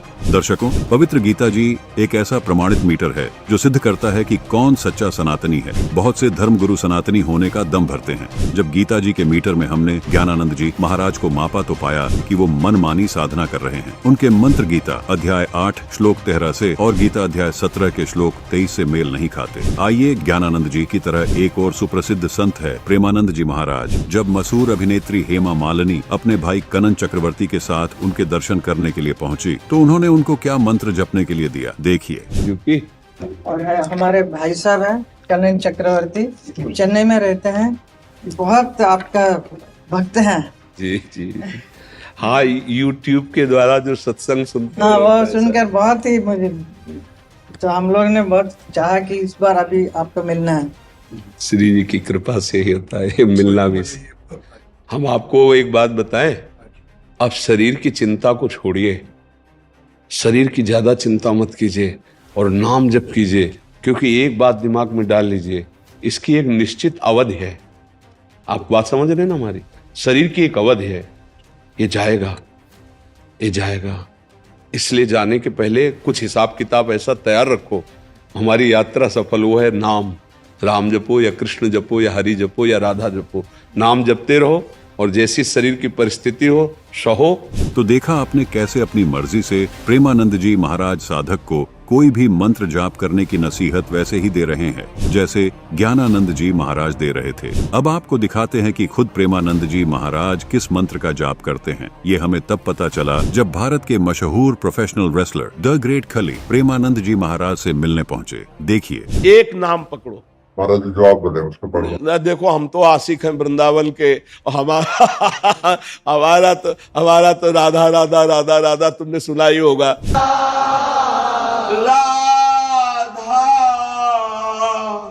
राधा राधा राधा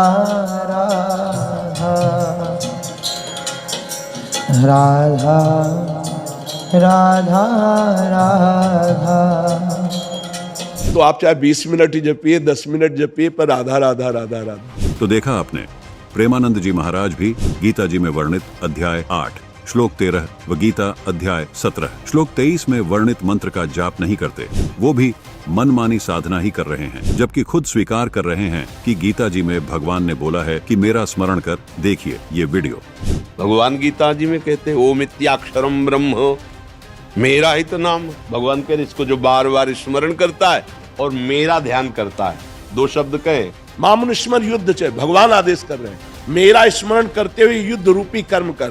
हैरानी की बात है, प्रेमानंद जी ये खुद भी स्वीकार कर रहे हैं कि गीता में भगवान अपना स्मरण करने के लिए कह रहे हैं, जो गीता अध्याय 8 श्लोक 13 में साफ साफ लिखा है। देखिए ये मंत्र जिसको स्मरण करने के लिए गीता ज्ञानदाता बोल रहे हैं, बावजूद इसके प्रेमानंद जी राधा राधा खुद तो जप ही रहे हैं और साथ साथ लोगों से भी जपवा रहे हैं। इसलिए हम कह रहे हैं इन धर्म गुरुओं ने सनातन धर्म का बेड़ा गर्क कर रखा है। दर्शकों, अब आपको एक वीडियो क्लिप और दिखाते हैं जिसमें प्रेमानंद जी महाराज अनिरुद्धाचार्य जी को ज्ञान दे रहे हैं कि एक बात का विशेष ध्यान रखना चाहिए, कुछ भी हो जाए किसी भी तरह से शास्त्र विरुद्ध साधना नहीं करनी चाहिए। एक बार फिर सुनिए। मतलब प्रेमानंद जी खुद इस बात को स्वीकार कर रहे हैं कि मनमाना आचरण किसी भी सूरत में नहीं करना चाहिए, जो कि ठीक भी है, क्योंकि गीता जी अध्याय 16 के श्लोक 23 के अनुसार मनमाना आचरण करना शास्त्र विरुद्ध साधना है। लेकिन दुख की बात यह है कि दूसरों को नसीहत देने वाले प्रेमानंद जी महाराज खुद राधे राधे मंत्र का जाप करके मनमाना आचरण कर रहे हैं। ये बात हम इसलिए कह रहे हैं क्योंकि गीता अध्याय 8 श्लोक 13 में केवल एक ओम अक्षर का जाप करने के लिए कहा गया है। अब आपको प्रेमानंद जी महाराज की इसी वीडियो का आगे का अंश सुनाते हैं। नंद जी यहाँ साफ साफ ये कह रहे हैं कि मुक्ति प्राप्त करने के लिए आपको सिर्फ भगवान का यश गान सुनना है, इसके अलावा कुछ भी करने की जरूरत नहीं, न यज्ञ करने की, न तप करने की, न व्रत करने की और न ही मंत्र जाप करने की। अब यहाँ जहन में तुरंत ये सवाल आता है कि अनिरुद्धाचार्य को ज्ञान देने वाले प्रेमानंद जी फिर खुद क्यों राधे राधे मंत्र का जाप जप रहे हैं, व्रत क्यों करते हैं? सच तो ये है दर्शकों कि ये सब कथावाचक खुद तो शास्त्र विरुद्ध साधना करते ही हैं, साथ में अन्य लोगों से भी करवाते हैं, क्योंकि गीता जी के अध्याय 8 श्लोक 13 में साफ लिखा है कि मेरा केवल एक ओम अक्षर जाप करने का है, जिससे ब्रह्मलोक की प्राप्ति होती है। और ब्रह्मलोक तक की साधना को भी गीता ज्ञानदाता ने अध्याय 7 श्लोक 18 में अनुतमाम यानी घटिया कहा है, क्योंकि ब्रह्मलोक में गए हुए साधक भी वापस जन्म मृत्यु में आते हैं, जिसका प्रमाण हमें गीता अध्याय 8 श्लोक 16 में मिलता है। और यदि पूर्ण मोक्ष चाहिए तो गीता अध्याय 17 श्लोक 23 में वर्णित मंत्र ओम तत् सत का जाप करना होगा, जो कि सांकेतिक है, जिसको तत्वदर्शी संत बताएगा। दर्शकों, जहां कुछ देर पहले प्रेमानंद जी भगवत यशगान करने से मोक्ष बता रहे थे, अब वही प्रेमानंद जी हट करके मन को राधा नाम में लगाने को बोल रहे हैं। देखिए एक जज महोदय से प्रेमानंद जी महाराज की ये ज्ञान चर्चा। अवतार सिंह जी, जज पटियाला। राधे राधे जी, राधे राधे। राधे राधे महाराज जी, कोटि कोटि प्रणाम। महाराज जी, आपसे ही ज्ञान प्राप्त हुआ कि जो हम करना चाहते हैं पर कर नहीं पा रहे, उसका कारण यह है कि अध्यात्म बल की कमी आ चुकी है। आपसे यह भी ज्ञात हुआ कि अध्यात्म बल सिर्फ और सिर्फ नाम जप से ही मजबूत होगा। अब समस्या यह है कि महाराज श्री अखंड नाम चल नहीं रहा, कुछ देर तक नाम जब चलता है फिर अवरुद्ध हो जाता है। इस अवस्था में क्या हठ बल काम करेगा या बिल्कुल हठ बल काम करेगी महाराज जी? नहीं, हठ बल ही कृपा है। जब तुम्हारे अंदर हठ आएगी तो यही गुरु कृपा से आएगी, क्योंकि इतना तो हमको राजी हो जाना है कि जो मन 24 घंटे में 1 मिनट भी भगवान को नहीं जपता था, वो कुछ मिनट टिकने लगा है। मतलब हम अपने रोग पर काबू पा रहे हैं, दवा काम कर रही है। अब क्या होता है, मन हमारा पुनर्अभ्यास जो बार बार तो वो वहां जाएगा। अब हमको वहां से मन को हटा करके नाम में लगाना है। ये थोड़ा कठिन पड़ता है, क्योंकि मन जो चीज पकड़ता है उसको जब हम छुड़ाना चाहते हैं तो जलन पैदा करता है, व्यथा, एक व्याकुलता, एक अशांति, और ऐसा लगता है कि जो कह रहा मैं मान लेता हूं तो मुझे शांति मिल जाएगी। पर वो गलत सिद्धांत है। त्यागात् शांतिरनंतरम। जो उस बात को पकड़ रहा है मन प्रभु के नाम के सिवा उस समय, उससे हमें हटाना ही परम कर्तव्य है। और वो जो हमको व्यथा दे रहा है, व्याकुलता पैदा कर रहा है, अशांति पैदा कर रहा है, जब हम उसके अनुकूल नहीं चलेंगे तो अशांति पैदा करेगा। तो यम ही न व्यथ्यन्ते पुरुषम पुरुषर्षभ शम दुखा सुखाधीरम स्वमृतत्वाय कल्पते। इन मन और इंद्रियों के द्वारा दी हुई जो व्यथा है उससे जो परास्त नहीं हो जाता, उसे गंभीर भाव से सह जाता है, वो परम पद का अधिकारी होता है। सुख दुखे समय कृत्वा लाभा लाभो जया जयो। जो सुख दुख लाभ हानि और जय पराजय में समान भाव रखकर अध्यात्म में चलता है वो सदैव विजयी ही होता है। वो अध्यात्म का परम सुख परम पद का अधिकारी होता है। तो हमें दो पद्धतियां अपनानी। एक तो जहां मन हमारा जाए वह हमको ये सोचना है कि जब सृष्टि नहीं थी तो केवल प्रभु थे, जब सृष्टि नहीं रहेगी तो केवल प्रभु रहेंगे, तो बीच में कौन है? प्रभु ही प्रभु है। तो हम उस पर भगवत भाव करें। हर वस्तु व्यक्ति स्थान इन्हीं में जाएगा मन तत्काल। ये भले रूप पुरुष का है या स्त्री का है या वस्तु का है या स्थान का है, पर श्री कृष्ण ही है इस रूप में, हरि ही है, प्रभु ही है, तो फौरन लौट आएगा। दर्शकों, आज सुशिक्षित मानव आध्यात्मिक ज्ञान की कमी के कारण इन अज्ञानियों के जाल में फंसे हैं। श्री प्रेमानंद जी महाराज श्री कृष्ण जी को सर्वव्यापक समर्थ परमात्मा मानते हैं। जाप राधा राधा खुद भी जपते हैं, वह लोगों से भी जपवाते हैं, जिसका न गीता में प्रमाण है न वेदों में। आइए अब आपको दिखाते हैं कि 87 वर्ष का एक वृद्ध श्रद्धालु प्रेमानंद जी महाराज के पास आया और प्रेमानंद जी महाराज से अपने मनुष्य जीवन को सफल बनाने की गुहार लगाने लगा। इस पर प्रेमानंद जी महाराज ने उन्हें क्या कहा, देखिए। एक कुर्सी ले आओ महाराज जी के लिए। अरे नहीं, आसन डाले महाराज बद्रीनाथ से। अरे महाराज जी आप बैठ जाओ आसन में, कुर्सी में तो मुझे सुख मिलेगा। महाराज जी आप यहाँ भी बैठने की योग्यता आपने ही दी प्रभु, मैं तो किसी योग्य ही नहीं। महाराज जी यही तो योग्यता है, यही योग्यता है महाराज। अब दया करिए कि बहुत भटक चुका, अभी तक कुछ आनंद नहीं है। आपकी प्रेरणा से बस नित्य लगा हुआ हूँ। आप तो भगवत स्वरूप है महाराज जी। हाँ, भगवत स्वरूप। कृपा करिए प्रभु, कुछ कृपा करिए महाराज जी। हमें उत्तरावस्था है जी, इसमें बस आप के चरणों का आनंद सदा बना रहे, ऐसा आशीर्वाद दीजिए। इसी लालसा से आए हूँ प्रभु आपके चरणों। बहुत अशांत हूँ प्रभु, और 87 साल की उम्र हो रही है। आपकी मर्जी से जी रहा हूँ, माँ राधा रानी की कृपा से, पर बस इस अशांति ने मुझे बहुत खा गया। मैं नहीं चाहता, अब केवल जाप नाम जब तो केवल आपकी प्रेरणा से शुरू से हुआ है। सालों से आपकी कैसेट जब से सुनता हूँ, सत्संग रोज सवेरे शाम। हाँ महाराज जी, अधूरा जीवन तो फिर अशांत रहता है। बहुत अशांत हूँ, इसी से अशांत हूँ प्रभु। बस इस पे आप कृपा कीजिए, आखिरी स्रोत है आपका। अब तो आप जब बुलाओगे जब फिर हाजिर हूँ। नहीं, आप हमारी बात मान लो, केवल आप बात मान लो महाराज जी। अब कुछ नहीं, देखो हम जिस बात के आशिक हैं वो हम कैसे अपनी बात रखे। बस हम इतना कहते हैं जो आपको नाम प्रिय है। आपको कौन सा नाम प्रिय है? मुझे माँ सीता जी और प्रभु राम जी, हनुमान जी महाराज, वो एक ही है। एक पकड़ो, इन्हीं में एक पकड़ लो। राम राम राम वही जाप करता हूँ। हनुमान जी महाराज की विशेष वो लालसा रहती है। वो उस जो आप कर रहे हो ना राम राम, वो उसी से संतुष्ट है, अलग से कुछ कहने। जी। बस हमारी बात मान लो। अगर नाम को पकड़ो तो राम राम राम राम राम राम, बस शुरू कर दो। हमारी बात मान लो, सब कुछ हो गया, सब कुछ हो गया। बस इसमें लग जाओ, राम राम राम राम राम स्वीकार करो, और रात दिन राम राम रटो। और कभी जब आपको अनुभव हो तब बताना कि ये गुरुवाणी थी या किसी व्यक्ति की वाणी थी। बस अब दया हो गई आपकी। बस आप ये समझ लीजिए, अब संशय मत कीजिएगा। बस संशय दुख दे रहा था मुझे, बस आज से खत्म कर दीजिएगा। हो गया, हो गया, आप मान लीजिए। बिल्कुल महादेव जी की विशेष कृपा से हम आपको बात कह रहे हैं, मान लीजिएगा। अब रात दिन इसमें लगिए, श्वास खाली न जाए, भगवत प्राप्ति निश्चित हो जाएंगे। निश्चित श्वास खाली न जाए, अभी प्राण निकल जाएंगे तो आप भगवत प्राप्त हो जाएंगे।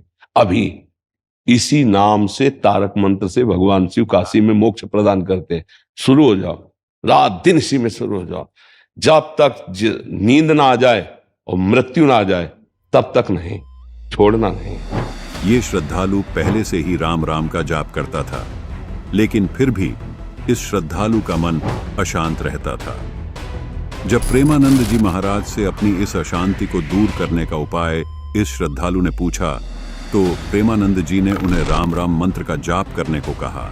इस पर श्रद्धालु ने कहा कि ये मंत्र तो मैं पहले से जाप करता हूँ, लेकिन मेरा संशय नहीं जा रहा कि मेरा मोक्ष हो जाएगा। इसके बावजूद प्रेमानंद जी उन्हें दिलासा देते हुए राम राम जपने को ही दे देते हैं, जबकि राम नाम तो ये श्रद्धालु जप ही रहा था। ये तो ऐसा हो गया जैसे एक व्यक्ति कुएं में गिर गया और कुएं से बाहर निकालने की गुहार लगाने लगा। तभी एक व्यक्ति कुएं पर आया और कुएं में गिरे हुए व्यक्ति को ये कहने लगा कि जैसे आवाज लगा रहे हो वैसे ही आवाज लगाते रहो, लेकिन इस बार आवाज और मन से लगाना। अब अगर कोई समझदार व्यक्ति बाहर खड़े उस आदमी की जगह होता तो वह सबसे पहले एक रस्सी लेकर आता और उस रस्सी के सहारे से कुएं में गिरे आदमी को बाहर निकालता। ठीक ऐसे ही आज पूरा मानव समाज संसार रूपी कुएं में गिरा हुआ है, और इस संसार रूपी कुएं से निकलने के लिए एकमात्र साधन है गीता जी। गीता जी को तो इन धर्म गुरुओं ने कपड़े में बांधकर अलमारी में रख दिया है और मान बैठे हैं कि भगवान के दिए ज्ञान से ज्यादा श्रेष्ठ ज्ञान इनके पास है, जिस कारण संपूर्ण मानव समाज संसार रूपी कुएं में कष्ट उठा रहा है। आइए दर्शकों, आपको एक वीडियो और दिखाते हैं जिसमें एक सेवक शरण नाम के वृद्ध महात्मा रो रहे हैं। हो सकता है हमारी मलिन रसेंद्री निरंतर राधा नाम न रटे, हरिवंश नाम न रटे, लेकिन हम उनके हैं, इस बात में हम उनके हैं। श्री जी आपके हृदय में, श्री जी आपकी है, आप अनुभव कीजिए। श्री जी ने आपको कितना दुलार किया, आपको श्री राम वृंदावन, आपको अपनी शरण, तो आप ये कि उनके नाम को ले जाए ये ठीक नहीं, ऐसी भावना मत कीजिए आप जी। तो उन्हीं के दुलार से हमारी बात बननी है, हमसे तो कुछ बनने वाला नहीं। उनका वियोग सहन नहीं हो रहा या अपनी तरफ देखने पर सहन नहीं हो रहा। देखे सेवक जी महाराज कह रहे हैं, आलय बन बसत संग पारस के आयस कनक समान भयम। कभी भी लोहे पर इतना प्रभाव नहीं हो सकता कि वो स्वर्ण बन जाए, लेकिन श्रीधाम वृंदावन रूपी पारस के प्रभाव से हम हैं लोहा ही, लेकिन उनके प्रभाव से हम श्री जी की सेवा के पात्र बन गए, हम श्री जी की सेवा के योग्य बन सकते हैं। रजरानी के सदैव वसीकरण चूर्ण मनंत सकते, ये हमारे लिए ही आचार्यों ने लिखा है, वाणी जी मेरे लिए लिखा है। आलय बन बसत संग पारस के आयस कनक समान भयम, ये यहाँ कोई साधना नहीं लिखी। आलय बन बसत, श्री वृंदावन धाम के वसते ही जैसे पारस के स्पर्श से बिना प्रयास के लोहा सोना हो जाता है, ऐसे धाम की कृपा प्रसाद अपने स्वरूप को प्राप्त हो जाता है। आपके चरण प्रताप से ये बात है। हमारी दोनों किडनी खराब है, प्रतिपल नए नए शरीर में विकार उत्पन्न होते रहते, कष्ट होता है, लेकिन बिल्कुल बहुत कृपा का अनुभव होता है। आप गुरुजनों के प्रसाद से, लाडली जी के दुलार का अनुभव होता है। अपनी तरफ देखने पर कदम लड़खड़ाते हैं, लेकिन लाडली जी की तरफ देखने पर दौड़ लगाने का मन होता है, तो अपनी तरफ देखे क्यों?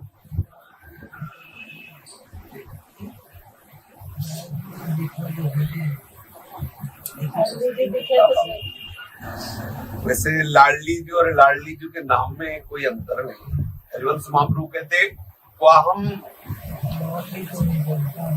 अब ये बात हम नहीं मानने वाले। आपकी जीवन हो गया वृंदावन की रज का सेवन करते हुए और आपको नाम से प्रीति न हो, नाम में तो ऐसा नहीं मान सकते, आप कहीं भी तो नहीं मान सकते। इसमें झूठी बात नहीं है, क्योंकि मुझे लगता है कि मुझे तो कुछ समय हुआ हितजू की शरण हुए और आपका तो पूरा जीवन हो गया हरिवंश चंद्र जू के जी। वैसे जीना भी बहुत सरल हो जाता है महाराज जी, यदि अपने प्राणों को प्राणेश्वरी के चरणों में समर्पित कर दें। महाराज जी, हम तो आपके बच्चे, कृपा के लिए हम तो आए हैं। वैसे नहीं रखना चाहिए। वैसे यद्यपि आपकी ये बात बहुत सही है कि कह लेना सरल है, लेकिन जब स्थिति शरीर में होती है ना, तो वो बात जैसे अपने कभी कष्ट। पर एक चीज हमने देखा है महाराज जी, अब आप जैसा अनुभव करें कि जब विशेष कष्ट होता है तब लाडली जी का है तो कि दुलार विशेष अनुभव में आता है। ये क्या हमारी त्रुटि है समझना या ऐसा है?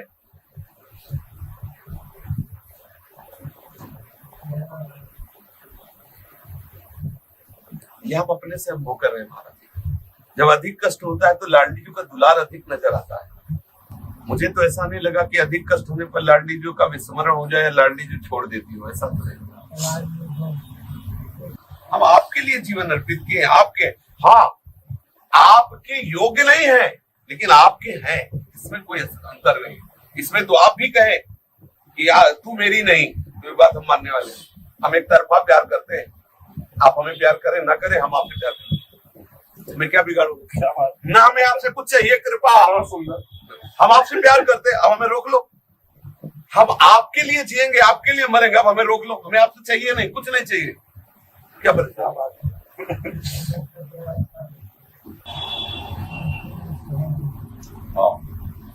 ये हम आपकी बात मानते हैं कि फिर भी सहन नहीं होता है, ऐसी स्थिति आती है शरीर की, लेकिन घबराइएगा नहीं। बस हम बार बार यही कहेंगे कि घबराइएगा नहीं।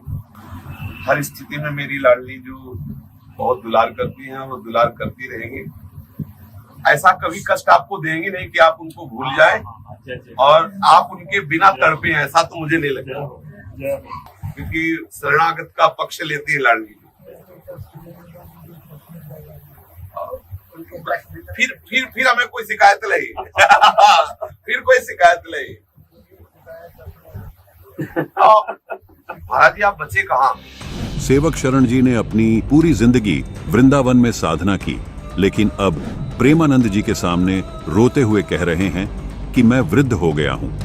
जब राधा नाम का जाप करना शुरू किया था तब शरीर बहुत स्वस्थ था, लेकिन अब शरीर दिन पर दिन बिगड़ता जा रहा है, बहुत कष्ट हो रहा है। राधा नाम से कुछ नहीं बना। इस पर प्रेमानंद जी महाराज ने कहा कि आप राधा नाम को न लज्जाओ, वृंदावन में निवास मात्र से ही मोक्ष हो जाएगा। आप ऐसे चिंता न करो। मुझे जब शरीर में कष्ट होता है तो लाडली यानी राधा रानी बहुत कृपया करती है। इस पर वृद्ध महात्मा जी कहते हैं कि मेरे साथ ऐसा नहीं हो रहा, लगता है राधा रानी मुझसे प्रेम नहीं करती। इस पर प्रेमानंद जी महाराज कहते हैं कि ऐसा न कहो, आप एक तरफा प्रेम करो। अगर राधा रानी आपसे प्रेम नहीं करती तो आप उनसे प्रेम करने लग जाओ। राधा रानी से प्रेम करने से आपको कौन रोक सकता है? विचारणीय विषय है दर्शकों। एक तरफ श्रद्धालु पूरी जिंदगी राधा राधा की रट लगाता रहा, अब वह अपनी जिंदगी के अंतिम पड़ाव पर डरा हुआ सहमा हुआ सा है। उन्हें यह महसूस हो रहा है कि उन्होंने गलती की है। उनको लग रहा है कि जिनकी आराधना उन्होंने की वो उन्हें कोई लाभ नहीं दे पा रही, और प्रेमानंद जी उनको वापस उसी नाम की रट लगाने को कह रहे हैं। ये वृद्ध महात्मा जी बेबस महसूस कर रहे हैं, क्योंकि उनको अब कोई ठोर ठिकाना नजर नहीं आ रहा। प्रेमानंद जी की किसी भी बात का असर वृद्ध महात्मा सेवक शरण जी पर नहीं हो रहा, क्योंकि ये सब बातें सेवक शरण जी अपने भक्तों को खुद बताया करते थे। सेवक शरण जी इतने दुखी है कि प्रेमानंद जी को ही भगवान मानने को तैयार है, लेकिन राधा रानी को मानने को तैयार नहीं है, क्योंकि राधा रानी की भक्ति करने से उनको कोई लाभ नहीं मिला। प्रेमानंद जी अज्ञानतावश उनको उसी कुएं में धकेल रहे हैं जिसमें ताउम्र ये महात्मा गिरे पड़े थे। प्रेमानंद जी, आप ऐसा इसलिए बोल रहे हैं क्योंकि आपकी पूर्व जन्मों की भक्ति शक्ति शेष है, लेकिन वर्तमान में आप शास्त्र विरुद्ध साधना कर रहे हैं, जो कि गीता जी अध्याय 16 श्लोक 23 के अनुसार व्यर्थ है। आप जो राधा राधा मंत्र जाप कर रहे हो वो भी गीता जी अध्याय 17 श्लोक 23 के अनुसार व्यर्थ है। जिस प्रकार इस वृद्ध महात्मा ने शुरू में बड़े चाव से शास्त्र विरुद्ध साधना शुरू की, लेकिन अब इतना बुरा हाल हो गया कि भगवान से ही विश्वास उठ गया। ऐसे ही न जाने कितने भोले श्रद्धालु हैं जो आप जैसे धर्मगुरुओं से मनमाने मंत्र लेकर अपना जीवन नष्ट कर गए। जैसा कि प्रेमानंद जी कह रहे हैं कि केवल वृंदावन में निवास करने से मोक्ष हो जाएगा, क्योंकि भगवान श्री कृष्ण जी ने यहाँ निवास किया था। दर्शकों, ऐसा ही भ्रम लगभग 600 वर्ष पूर्व काशी बनारस के विषय में इन धर्मगुरुओं ने फैला रखा था कि काशी में निवास करने से वहां शरीर त्यागने से मोक्ष हो जाता है। इस भ्रमणा को कबीर परमात्मा ने खत्म किया और साबित किया कि सतभक्ति कहीं भी किसी भी क्षेत्र में कर लो, मोक्ष हो जाएगा। कबीर साहब जी ने अपनी वाणी में कहा है कि क्या काशी क्या ऊसर मघर, राम हृदय बस मोरा, जो काशी तन तजय कबीरा, रामे कौन नहीं हो रहा। कबीर परमात्मा कह रहे हैं कि काशी हो या फिर मगहर का ऊसर, मेरे लिए दोनों ही एक जैसे हैं, क्योंकि मेरे हृदय में परमात्मा बसते हैं। क्योंकि अगर काशी में ही शरीर त्यागने से मोक्ष मिलता है तो परमात्मा की भक्ति किस काम की है। आगे प्रेमानंद जी कहते हैं कि वृंदावन में भगवान कृष्ण जी रहा करते थे। इस स्थान का इसलिए कभी विनाश नहीं हो सकता। प्रेमानंद जी, आपको याद रहे कि वृंदावन से ज्यादा निवास काल भगवान श्री कृष्ण का द्वारिका नगरी में रहा था, उसका तो नामो निशान मिट चुका है। आगे चलकर इसी चर्चा में सेवक शरण जी प्रेमानंद जी को कहते हैं कि मेरी तो दिव्य दृष्टि भी नहीं खुली है, मतलब इस साधना से मुझे को लाभ नहीं मिला। अब तो शरीर इतना कमजोर हो गया है कि शरीर छोड़ने का भय सता रहा है। इस पर प्रेमानंद जी कहते हैं कि सही बात है, कहना सरल है, जब खुद पर पड़ती है तब पता चलता है। दर्शकों, अब आप खुद विचार कीजिए कि आप अपनी पूरी जिंदगी एक ऐसे मंत्र का जाप करके गुजारेंगे जिसका प्रमाण किसी शास्त्र में नहीं है, या गीता जी के अनुसार तत्वदर्शी संत से नाम दीक्षा लेकर, जिसका जिक्र गीता जी अध्याय 4 श्लोक 34 में है, जिन मंत्रों का जिक्र अध्याय 17 श्लोक 23 में है, जिसको शास्त्र विधि अनुसार भक्ति कहा गया है। फैसला आपको करना है। फिर भी प्रेमानंद जी महाराज की तरह सभी तथाकथित धर्मगुरु मनमाना आचरण ही कर रहे हैं। इन सभी मनमाना आचरण करने वाले धर्मगुरुओं के लिए गरीबदास जी ने सूक्ष्म वेद में कहा है, करणी तज कथनी कथे अज्ञानी दिन रात, कुकर्जों भोकत फिरें सुनी सुनाई बात, बीजक की बाता कहें बीजक ना ही हाथ, पृथ्वी डोबन उतरे ये कहें कि हम मीठी बात, जान बुझ सांची तजे करें झूठ से नेह, ऐसे लोगों की संगति प्रभु स्वप्न में भी न दे। दर्शकों, कुछ और सुप्रसिद्ध कथावाचकों को भी प्रमाणित मीटर गीता जी से जांचते हैं और देखते हैं क्या उनके पास यथार्थ मंत्र है या वो भी मनमाने मंत्रों का जाप करते हुए करवाते हैं। हरे राम रामा रामा हरे हरे, हरे कृष्णा कृष्णा कृष्णा हरे। सिर्फ इसी नाम जप से भगवान मिल जाएंगे। और तुम्हें क्या लगता है इसमें भगवान का नाम है? इससे बड़ा तो कोई श्लोक नहीं है, कोई स्तोत्र नहीं है, कोई वेद उपनिषद नहीं है इस नाम से बड़ा। भगवान भगवान है, भगवान नारायण ही राम है और भगवान नारायण ही कृष्ण है। इसलिए हमारे यहाँ जो महामंत्र है उसमें दोनों का युगल नाम है, हरे राम राम राम हरे हरे, हरे कृष्णा कृष्णा कृष्णा, दोनों का नाम है। ये मूल मंत्र ये है। हाँ, वेद मंत्र है ये। जाओ, जितने यहाँ विराजमान हैं, हम और आप शक्तियों को नहीं देख पा रहे, पर ये शक्तियां आपको देख पा रही हैं। जाओ, सबकी अलाय बलाय बालाजी के चरणों में बंध जावे। लेकिन रोज हनुमान चालीसा का पाठ कौन कौन पढ़ेगा? ओम बागेश्वराय नमः मंत्र का जाप। जाओ, आज से तुम्हारे घर पर बागेश्वर बालाजी की सेना पहुंच जावे। और कोई जो भी सुन लो, हम कोई चमत्कारी नहीं है, ना हम कोई साधु है, ना हम कोई संत है, हम एकदम उपद्री आदमी है। ये कथावाचक तो ऐसे हैं दर्शकों जो अपनी हर कथा में मंत्र बदल लेते हैं। नाम है देवकी नंदन ठाकुर जी महाराज। और इसीलिए आपसे बार बार कह रहा हूँ, ओम नमः शिवाय इस मंत्र का जाप खुद करो और अपने बच्चों से करवाओ। कहीं आ रहे हो, जा रहे हो, खा रहे हो, पी रहे हो, जा रहे हो, कुछ भी कोई काम, राधे श्याम राधे श्याम राधे श्याम राधे श्याम राधे श्याम राधे श्याम राधे श्याम। 108 बार इस मंत्र को जपें। कृष्णाय वासुदेवाय हरये परमात्मने प्रणत क्लेश नाशाय गोविंदाय नमो नमः। इस संसार में एक भी क्लेश ऐसा नहीं है कि इस मंत्र को जापने से आपके जीवन का वो क्लेश समाप्त न हो जाए, लेकिन तब जब आपको सच्ची निष्ठा हो।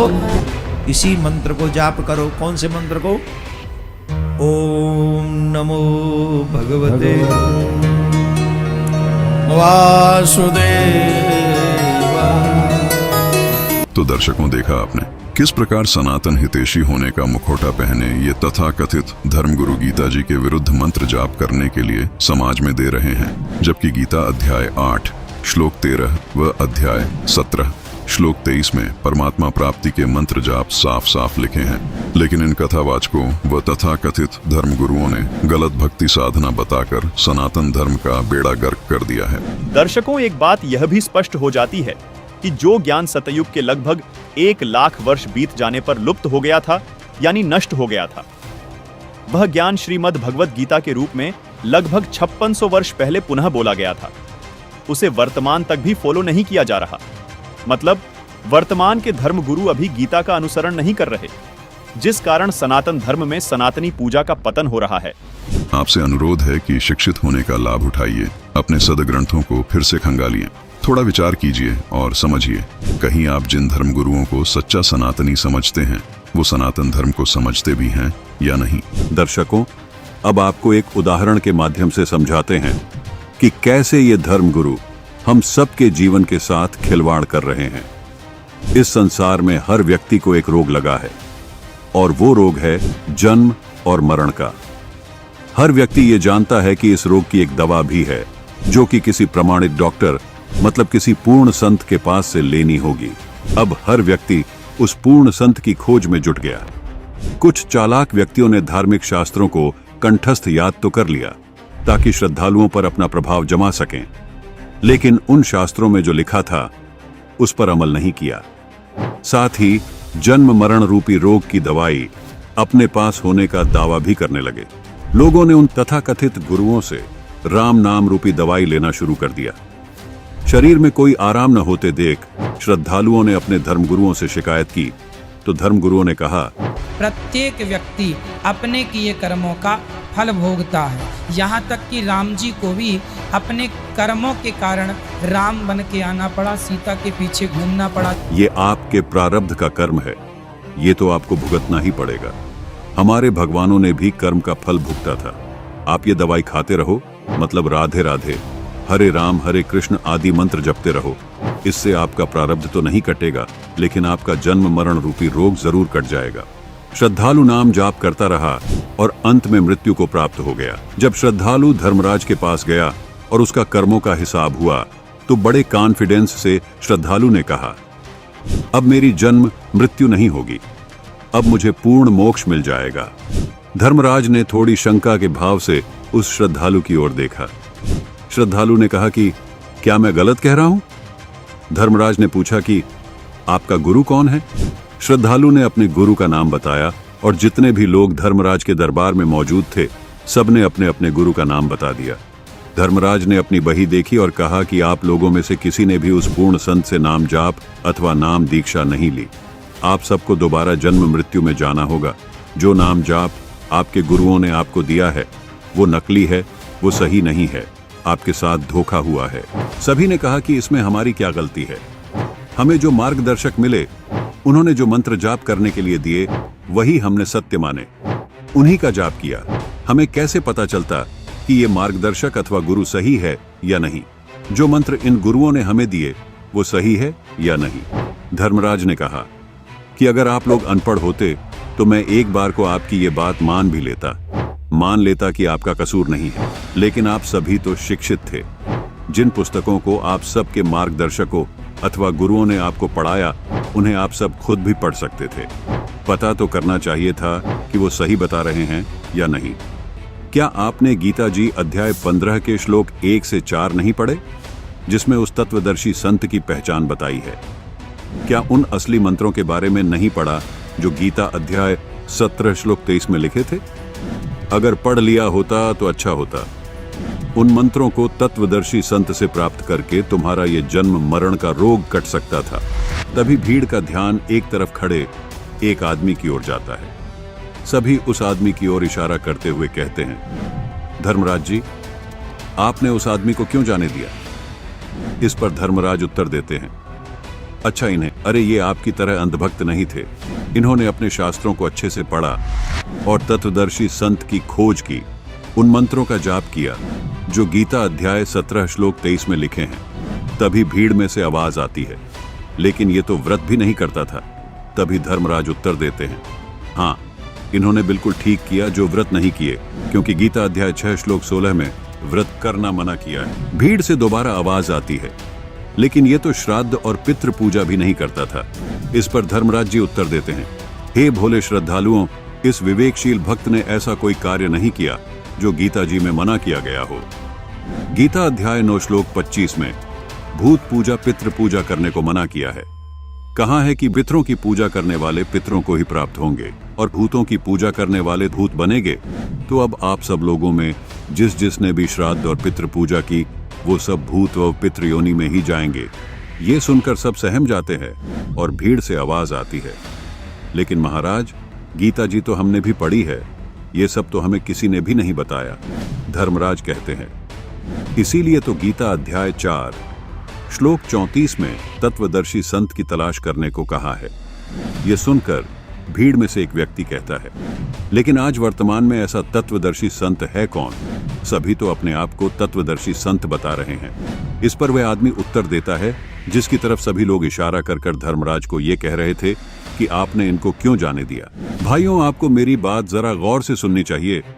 आप जिस साधना को सनातनी पूजा समझकर करते रहे, वो दरअसल सनातनी पूजा नहीं थी। आज मैं आपको बताता हूं सनातनी पूजा क्या है, जो मुझे संत रामपाल जी महाराज ने बड़े ही सरल और सटीक प्रमाणों के जरिए समझाई थी। गीता अध्याय 4 श्लोक 1 और 2 में गीता ज्ञानदाता ब्रह्म अर्जुन को कह रहा है कि हे अर्जुन, जो ज्ञान मैं आज आपको बता रहा हूं, यही वेदों और गीता वाला ज्ञान मैंने सबसे पहले सूर्य को कहा था, जिसमें सनातन धर्म की यथार्थ भक्ति साधना थी। वही ज्ञान सूर्य ने अपने पुत्र मनु को दिया, मनु ने अपने पुत्र इक्ष्वाकु को दिया। उसके बाद ये ज्ञान कुछ राज ऋषियों तक पहुंचा और फिर नष्ट हो गया, मतलब लुप्त हो गया। ये सनातन धर्म वाली साधना इक्ष्वाकु वंशी राज ऋषि नाभिराज तक पहुंची, जो कि आखिरी कुलकर थे। आखिरी कुलकर उनको कहा जाता था जो अपने कुल की साधना को करने वाला आखिरी वंश होता था। उसके बाद नाभिराज के पुत्र ऋषभदेव ने सनातन पूजा को छोड़कर घोर तप करना शुरू कर दिया, और इसी घोर तप वाली साधना को, जो मनमाना आचरण था, ऋषभदेव के पौत्र मारीच ने भी किया। तब से ये मनमाना आचरण समाज में शुरू हो गया। सनातन पूजा को छोड़कर ये मनमानी साधना करने से मारीची वाला जीव आगे चलकर वर्धमान महावीर जैन बना। वर्धमान महावीर जैन वाली आत्मा का आगे चलकर कितना बुरा हाल हुआ, ये किसी से भी छिपा नहीं है। इस मनमानी साधना को करने से महावीर जैन का जीव करोड़ों बार कुत्ता, करोड़ों बार गधा, करोड़ों बार वृक्ष बना, करोड़ों बार देवता भी बना। लेकिन ऐसे देवता बनने का क्या फायदा जिसके बाद इतनी दुर्गति हो और वापस जन्म मरण में आना पड़े। जिस मनमानी साधना से वर्धमान महावीर जैन का ये हाल हुआ, वही मनमानी साधना आपसे आपके धर्मगुरु करवा रहे थे। गीता जी को बोले हुए 5600 वर्ष हो चुके हैं। आपके नकली धर्म गुरुओं ने गीता को पढ़ा तो सही, लेकिन गीता को समझ नहीं पाए, जिस कारण उसको फॉलो नहीं कर पाए।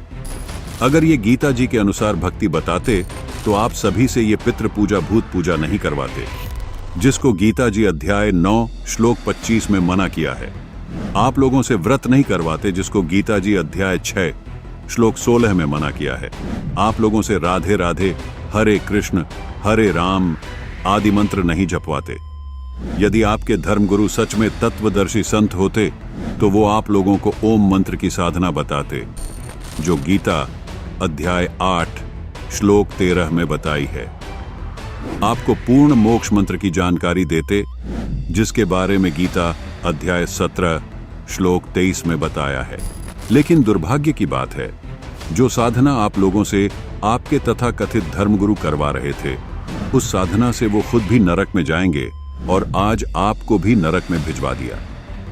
वर्तमान में केवल संत रामपाल जी महाराज एकमात्र ऐसे संत हैं जो गीता जी में वर्णित भक्ति साधना करवाकर इस सनातनी पूजा का पुनरुत्थान कर रहे हैं। वरना इन नकली धर्म गुरुओं ने तो सनातनी पूजा का बेड़ा गर्क कर रखा है।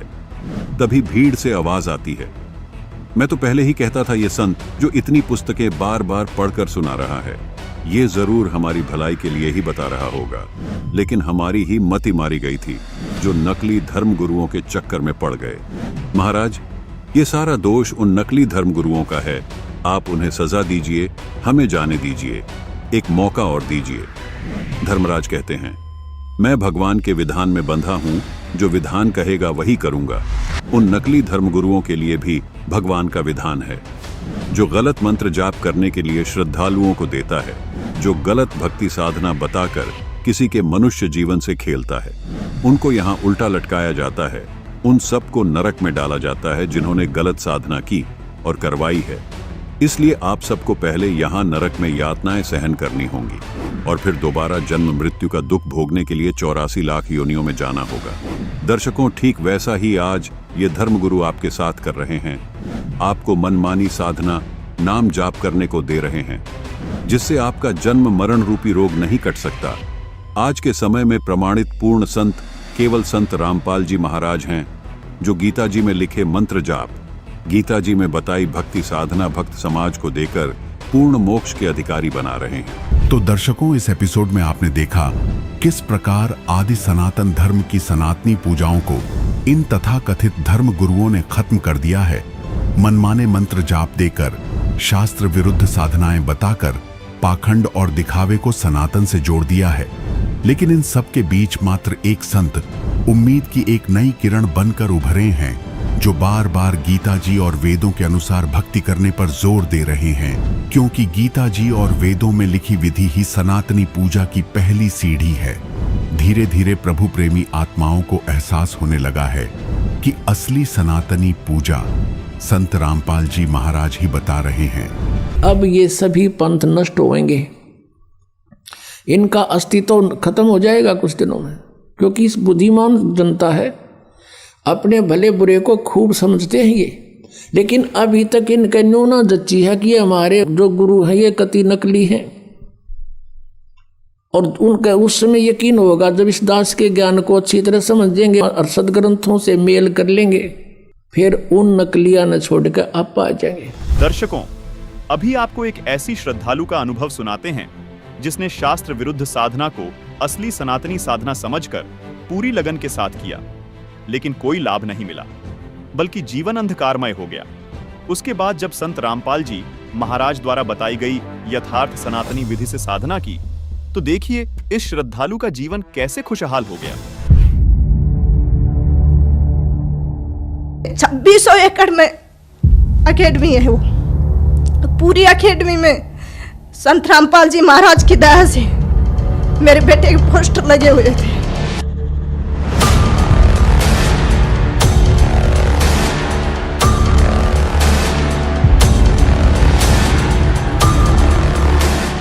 जहां भी देखें लेफ्टिनेंट केवल कृष्ण की आवाज। सर पूछो मत, मेरे भगत जी वहां पे रोने लग गए। हे मालिक, कहाँ थी इस सड़क चाप की ऐसी किस्मत जो आज ने आपने ऐसा बना दिया हमें। 3 दिन तक बस सिर्फ जिधर भी देखे माइक में एक ही एक आवाज आई, लेफ्टिनेंट केवल कृष्ण। जैसे ही उसको राष्ट्रीय गोल्ड मेडल उसके कंधे पे लगा, मेरे भगत जी से रुका नहीं गया। वो 2500 बंदों में इतनी जोर जोर से रोने लग गए कि मालिक, हमने लोगों ने तो आत्महत्या करने की सोच ली थी, क्या किस्मत बना दिया आपने। नमस्कार बहन जी। सत साहेब जी। क्या नाम है बहन जी आपका? जी मेरा नाम रामकला है, दुगेड़ा गांव, तहसील भैरोड, डिस्ट्रिक्ट अलवर, राजस्थान। संत रामपाल जी महाराज की शरण में आने से पहले आप क्या भक्ति साधना करते थे? जी मैं तो दुर्गा माँ की पूजा करती थी। मेरे हस्बैंड मेहंदीपुर, सालासर, श्याम जी के और ये जो सावन में कावड़ वगैरह लेके आते हैं, ये सब लेके आते थे। सुबह 4 बजे उठते, बच्चों को उठाते और फिर वो मंदिर में शिव पे जल चढ़ा के आते थे। बहन जी, जैसा कि आपने बताया कि आप दुर्गा देवी की पूजा करते थे तथा आपके पति सालासर जाते थे तथा विभिन्न मंदिरों में जाते थे, तो इन सभी भक्ति साधनाओं को करते करते आपको क्या लाभ प्राप्त हुए? सर उससे मुझे कोई लाभ नहीं हुआ सिवा हानि के। जैसे वो सभी देवी देवताओं की पूजा करते थे, शिव को जल चढ़ाते थे, उसके बाद भी उनका एक्सीडेंट हो गया, और एक्सीडेंट भी बहुत बुरा कि उनकी याददाश्त, मेमोरी सब कुछ चला गया उस दौरान। फिर किसी पंडित जी ने बताया उनको कि भाई तुम लोग इनको जो बजरंगबली है ना, इनको मंगलवार और शनिवार को सिंदूर लगा के आया करो। तो हमारे पास में सिटी है भैरोड, वो लोग वहाँ पे जाते सिंदूर लेके और तेल और सिंदूर मिला के उसको पूरे को लेप करके आते ऐसे। फिर भी उनको कोई लाभ नहीं हुआ, याददाश्त चली गई उनकी, बोलते नहीं थे। सिर्फ इतना बोलते थे कि मैं और मेरे दोनों बच्चे उसकी भाषा को समझ सकते थे, बाकी कोई नहीं। अनजान लोग तो उनको शराबी बोलते थे, हालांकि उसने कभी नशा नहीं किया। तो सर उनके एक्सीडेंट के बाद हमारे कमाने वाला कोई था नहीं और कंडीशन बहुत ख़राब हो गई थी। 1.5 साल तक हम लोग जयपुर SMS के चक्कर काटते रहे। डॉक्टरों ने कहा कि भाई इनकी याददाश्त आ भी सकती है, नहीं भी आएगी। हमने कहा चलो छोड़, भगवान जो करता है जो अच्छा ही करता है। फिर क्या हुआ कि हालत इतनी ख़राब हो गई, जो भी थोड़ा बहुत पैसा था हमारे पास, ज़मीन जायदाद है नहीं, वो उनकी बीमारी में लग गई। बच्चों को पढ़ाने के लिए हमारे पास कुछ था नहीं, सरकारी स्कूल में बच्चे जाते थे। हमें एक तरह से सड़क पर आ गए थे, हमारे पास खाने पीने के लिए कुछ भी नहीं था। जैसे तैसे करके हम लोग अपना काम चलाते थे। बहुत बुरी कंडीशन हो गई थी, किसी से उधार मांगते कोई देता भी नहीं था।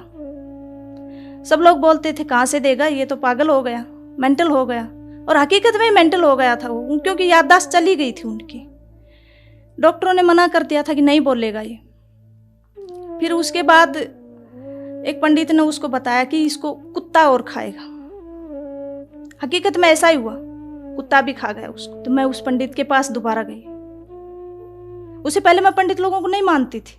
दुर्गा को तो मैंने उसी दिन छोड़ दिया था जिस दिन उसका एक्सीडेंट हुआ था। अगर माँ होती कहीं पे, दुर्गा माँ होती, तो इनका एक्सीडेंट नहीं होता आज, और वो भी मैंने नवरात्रा कर रखे हैं उस दौरान। फिर क्या हुआ, पंडित ने कहा कि भाई इस पे 7.5 की दशा है शनि की, आप लोग ऐसा करो कि इसको गुलाल लगाओ बजरंग बली को। मैंने कहा ठीक है भाई लगाते हैं। उसके बाद वो गुलाल लगाने लग गए। करीब 6-7 महीने तक लगातार लगाया। फिर मैं पंडित के पास गई, मैंने कहा कि अब क्या है। उसने कहा कि आपकी 7.5 है। मैंने कहा कि कम से कम 7 तो बोल दे, 6 महीने तो हो गए हमें, ये जाएगी या नहीं। पर जब भी मैं उसके पास जाती वो 7.5 ही गाता रहता। संत रामपाल जी महाराज की शरण में आप कैसे आए? जी, मेरे हस्बैंड जब बजरंग बली को गुलाल लगाने जाते थे तो उनको एक फरीदाबाद का कोई भगत जी मिला भैरोड में। उसने कहा कि आप ये क्या करते हो? तो मेरे हस्बैंड ने कहा भी मैं बजरंग बली को गुलाल लगाता हूँ, मेरे को पंडित लोगों ने बताया। उसने कहा इन सब के चक्कर छोड़ो, पंडित वंडित कोई सही नहीं बताता, आप एक काम करो मेरे गुरुजी से नाम ले लो। तो मेरे हस्बैंड ने कहा कि कौन है तुम्हारे गुरु? उसने कहा संत रामपाल जी महाराज। और वो फिलहाल करोथा कांड हुआ था, उस दौरान वो जेल में थे। तो उसने कहा कि गुरुजी इस टाइम है नहीं, वो जेल में गए हुए। भगत जी ने कहा कि चलो मैं घर पे जाके और बच्चों की माँ से सलाह करके आपको बताऊंगा। सर जी, मैंने कभी गुरु देखा नहीं था और नहीं बनाया था और नहीं पता था गुरु के बारे में। हाँ, देवी देवताओं के बारे में तो पता था, पर मेरे दिमाग में हमेशा एक बात रहती थी कि ये भगवान 3 क्यों है, एक होना चाहिए। तो भगत जी, हमने उसके पास फोन किया, वो हमारे घर पे आए, उससे हमने पूछा तो उसने कहा कि भाई ये सुख देते हैं गुरुजी, वो सुख देते हैं। उससे पहले मुझे गुरु के महत्व का नहीं पता था, गुरु क्या होता है।